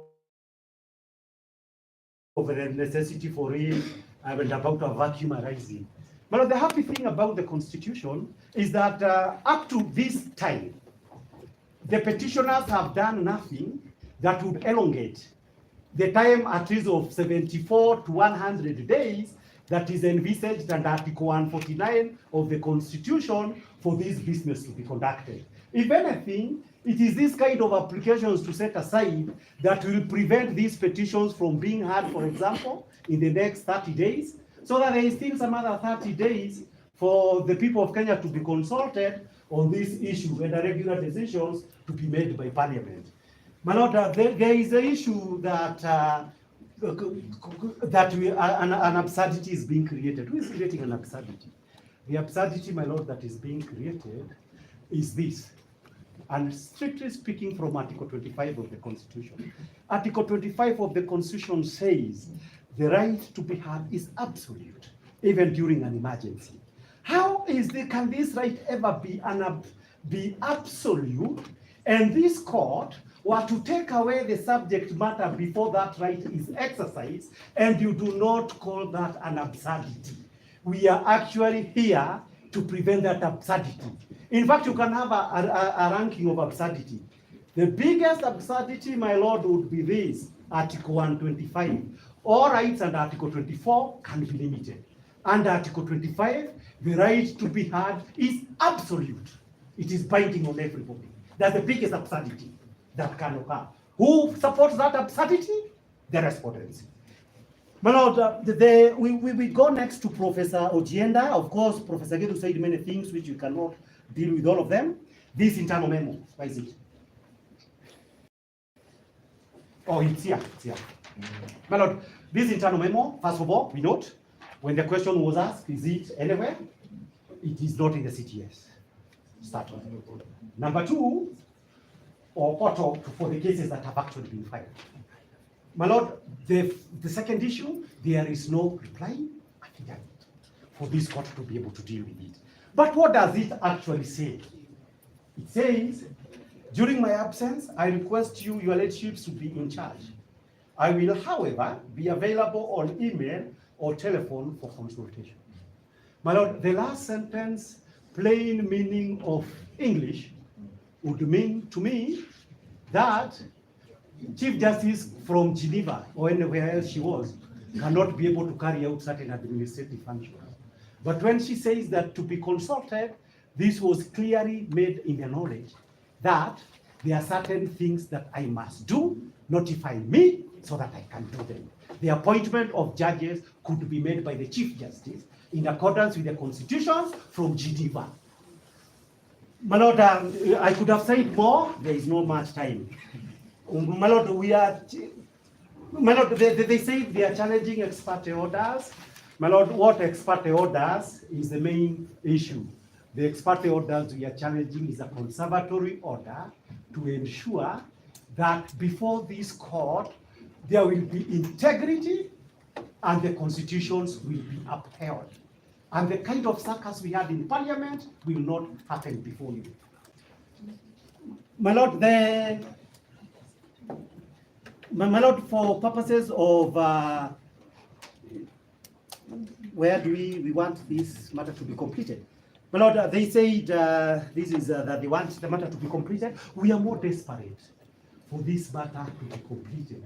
And that is why in the expectation of the petitioners, we expected that the first business of this court, like it happens every time I sit on benches, and I've sat on very many, they say, this matter is very urgent, we cannot hear preliminary matters, let's go straight to the petition. So we are very desperate to have this matter heard.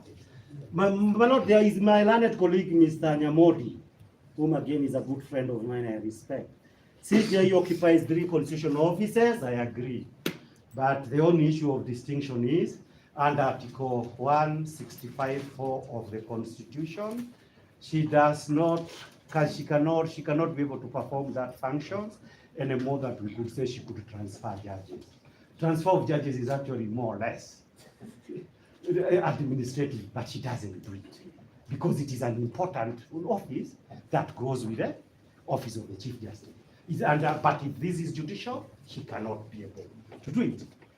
My Lord, the issue of Conchela, again, the issue is contextual. The Chief Justice was a party, and therefore in Conchela, as far as I am concerned, the matter, the Deputy Chief Justice did so as an acting Chief Justice. Even Gachagua or anybody else who gets into that position, when they are acting as acting president, there are certain decisions that they can make, but they must wear that position. In this letter, there is nothing that suggests that the Deputy Chief Justice was turned into an acting Chief Justice by the CJ. Equally importantly, there is no express delegation that my powers under Article 165(4) would now be performed by the Deputy Chief Justice. My Lord, the issue of Gumbo came with some funny issue on concealment of material facts. I do not know. I struggled to listen that we have concealed anything. Now, as anything, we actually even did an affidavit. We had a right to do an affidavit. It is not indicated that this document, which was in our possession, as I understand the law of disclosure, we failed to disclose it. All the other issues they are raising are points that are in contention. That does not amount to concealment, as I understand it within the law. My Lord, there was the question that no basis for Getonga Murugaro. Getonga Murugaro, I'm trying to rush. Murugara. Oh, that's very sorry. Oh, that's okay, my friend. My Lord, he says, and I agree with him, that this matter is very important for the 50 million Kenyans. I could not agree more. A matter that is so important to 50 million Kenyans, the least that could be expected is that proceedings are going to be conducted in open, without suspicions, without undue hurry and pressure. But my Lord, if the petitioners, and already they are feeling, I'm feeling pressure that I started to do, if the petitioners feel that they are under pressure in a certain matter, that is not an expressed emergency under the constitutions of Kenya, it leaves a big question mark. If for some reason there is a desperation to turn businesses that the constitution says you should do it within around 80 to 100 days into 4 hours, there's a big problem, and that must be addressed. I'm about to finish. My Lord, so that for purposes of those issues, I agree with him. It just points out to the care that must be taken that these proceedings are not misunderstood. This court in particular must not be understood that it was under undue influence, that we must wear somebody Wednesday, Thursday, or something like that. This must be done within the 4 corners of the Constitution. If that one is not done, my Lord, there would be a huge problem, not just of perceptions, but the huge problem that in Githongori versus Republic, they were talking about. The world, Africa, and everybody else is watching. And what are they watching? How are we going to consider to reduce time, for example, that is expressly set out the Constitution into hours? And to do what? To prevent a victim of constitutional violations from urging petitions that are before the court. That should worry the court more. 2 points that are remaining. Mr. Wanyama, I have to choose between Wanyama. Oh, Wanyama is the last one. My Lord, the issue of Wanyama is national stability. He made several points. That is probably the only one I will address myself. In some way I can do the rest. This issue of national stability is actually very important. I agree with him. The issue of the impeachment of the deputy president raises the issue of national stability. For the simple reason, and this is why we must hear the petition, the deputy president, my lords, And as we understand elections in this country and the Political Parties Act, was not just a holder, the way you can appoint Kibemongai to be a legal officer somewhere. He was not just a holder of the office of deputy president. There was a political process in order to be able to get power under the constitution in the 2022 election. That's why the national issue of national stability arises. His supporters and also the president, they came together to form a party. So that, my lord, over and above, and there is a case which I was privileged to do in 2013, one of the lawyers in that case, this one of conflict management, when Ruto and Uhuru were being prevented from running for presidency in 2013. That case, my lord, and we did it before 5 judges. It was civilized, it was decent, there was no hurry. But more importantly, what was the issue there? Part of the issues that I was present in that case to urge is that President Uhuru and the now President Ruto are not seeking this case by themselves, because Article 38 of the Constitution says they are doing this. The people's in exercise, their supporters, in exercise of their right, political rights, and Article 38, prefer these people to be their candidates. So what's my point? My point is this: look beyond Rigathi Gachagua. Look also to the people who feel we've not been given a square deal and we are being disenfranchised, we are being emasculated from the political scene. We shall urge that more during the hearing of the petitions. For now, let us hold the ring. Let us not take away the ring so that we can meet sometime next week and deal with the issue. My landed colleague, Mr. Ongoya, can take it from here. No, my lord, I have finished. My landed colleague, Mr. Ongoya, will say something. My lords, my lady, I just have a few points to highlight. There's a question by Dr. Kamoto on misjoinder of his clients.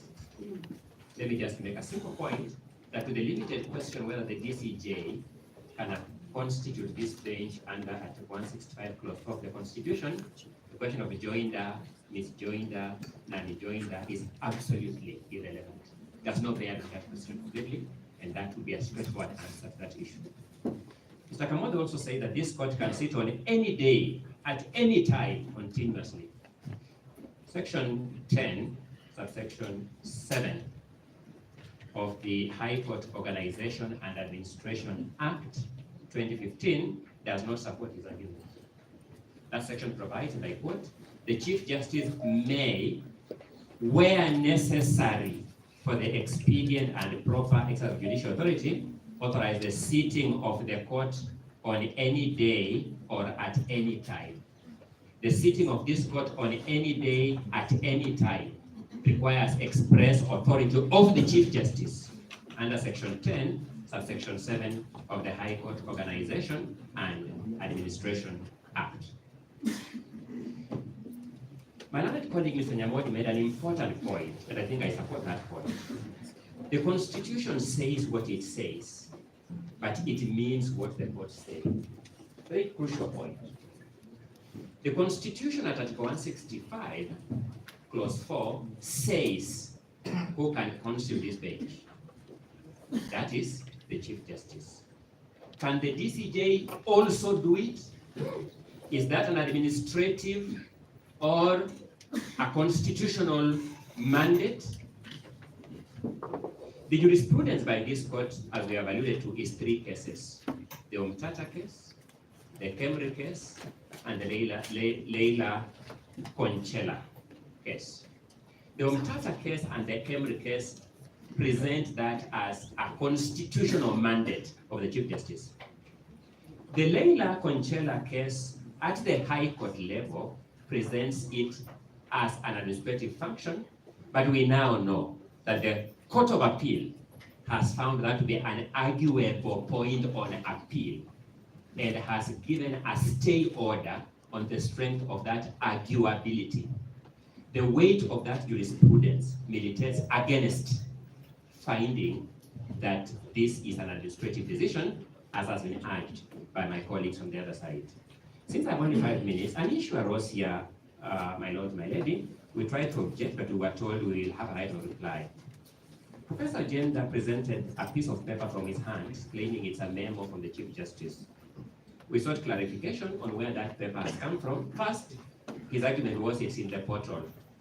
We sought to know in which case file in the portal that paper has come from and why it has no timestamp that is symptomatic of all documents that are lodged in the portal, and there was no clarity on that. He then said, Mr. Nyamodi will comment on it. Mr. Nyamodi stood, began, and concluded his submissions without commenting on it. He also told us it is in the file. Papers like this would find themselves in the file through affidavit. This evidentiary material. Again, we were not told which affidavit or which deponent filed on which day. We would therefore urge you that as you consider this matter, you take into account that we have not had a fair opportunity to treat this piece of evidence in its proper context because of the, with respect, woolly nature of the manner in which it has been presented before this court. I urge, my lords, that in view of the matters raised before you, this matter ought to finally clear the position of this court on the jurisprudence of Article 165, Clause 4 of the Constitution. You give it considered thought, and that you return this file back to the appropriate authority, the Chief Justice, to do that which is just and right, as per Article 165, Clause 4. In matters as fundamental as this, in a matter where we all agree that this is a defining moment for our country, we cannot afford to be casual about it. We cannot afford to be expedient about it. It's in matters that is where a question of principle arises, and of all the 3 organs of government, only one organ stands out for standing on principle, the judicial arm of government. All other arms of government stand on politics and policy, but principle is reserved for the judicial arm of government. We urge you to admit that principle and find that the applicants and their supporters before you have made out a case for you to down your tools in this matter on the strength of the manner in which you are constituted. I rest my case.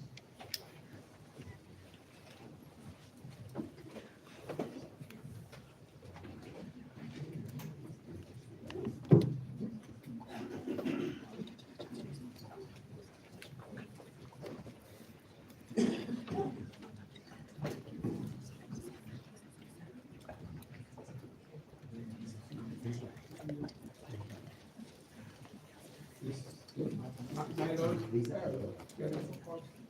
I'm a full-time lawyer, full-time.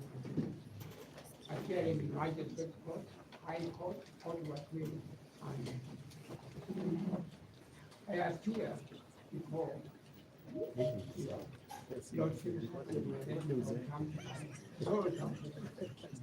what we are arguing here is a matter of law. It has absolutely nothing to do against any of you, either individually or collectively. We are arguing this matter as a matter of principle, saying that things have not been done properly. And it's because, my Lord, and my lady,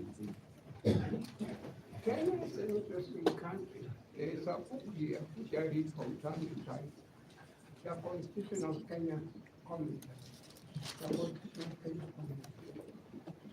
There is a section in this book which is very interesting. It says, and so I came in with this matter, I would have been able to go through and flag particular sentence. There's a sentence which says this: Kenya is one of the most corrupt countries in the world. In this book, it is written there. Kenya is one of the most corrupt countries in the world. And my Lord and my lady, suspicions are cast on national security. Suspicions are cast on the Senate. And my Lord, we appear before the Lord when suspicions are cast on this court, we stand up and protest loudly. All that you are arguing with respect to the people. My Lord, let this matter, when I quote what the man friend has said, let this matter go back to Chief Justice. If he endorses you, he recommends you, we have no problem. She have done her work properly. But let things be done in a proper manner so that we do not send out the wrong signals, so that we do not send out the wrong perception that there is corruption going on in National Assembly, in the Senate, and in the judiciary. Let the matter go back. Now, it was said to you that certain individuals were above the law. That's not correct. When you are appearing before the lordships and my ladies, we should show that actually we are really valuing the law. All of us, as the land friend, is to keep upon that word properly. All of us are under the law. The judges are taken to court. The chief justice can be taken to court. The speaker can be taken to court. The president can be taken to court. And in fact, the case of Trump versus Vance, a United States court, 9 Supreme Court judges made it very clear that the director of criminal investigations is at liberty to investigate on the president of the United States. It's my humble submission that we shall be advancing the same argument.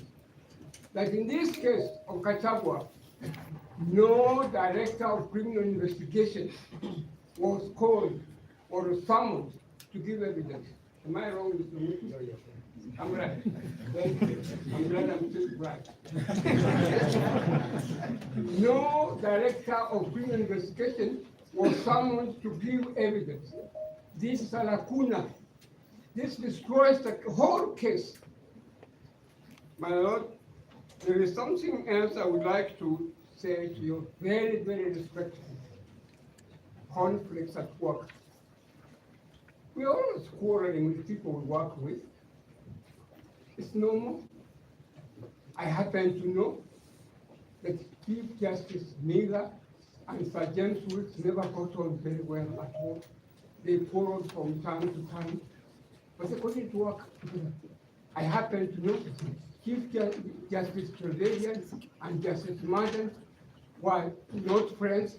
They used to throw some things against one another, but they continue to work. Some of us who have been married and so on, we know that actually at times a wife can quarrel, and at times a man can quarrel, but they still continue to live together under the same roof to make sure that the children actually have a parent, father and mother. And that's what we are saying. This nation has to survive the crisis. We cannot destroy the nation by saying because the president and deputy president quarrel. That is very, very naive way of looking at life.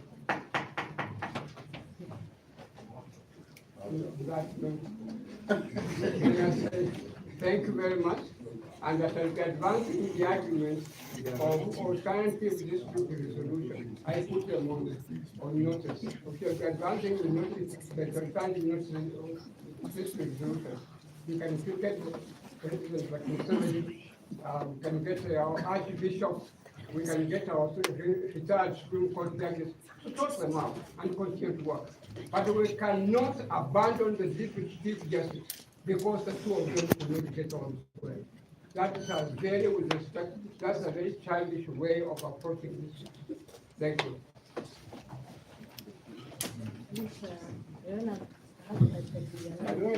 I have a book here that can donate to you. And a presidency. I have it also. Oh, thank you. Yes. May I say, I'm very happy that you are thought you read so widely. I always do.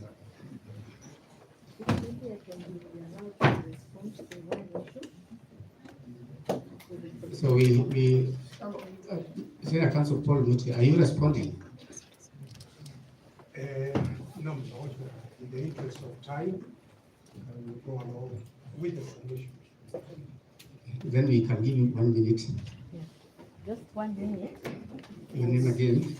Yes, Kimoto Teresia Wanjiro Makazi, Moses Kimoto and Company Advocates, Kerugoya. Yes, I wish to respond just briefly on one issue. That is the issue of service. There was an issue raised that the notice was not necessary. And we insist that because today was inter-parties hearing, then the notice was necessary. We also wish to say that one can do a good thing, but at the wrong time. And the reason why we are saying this is that the Chief Justice, though we are being told, we have been given a memo and directed to the portal, which I have checked right now, and it's not there. The last thing that was there was a ruling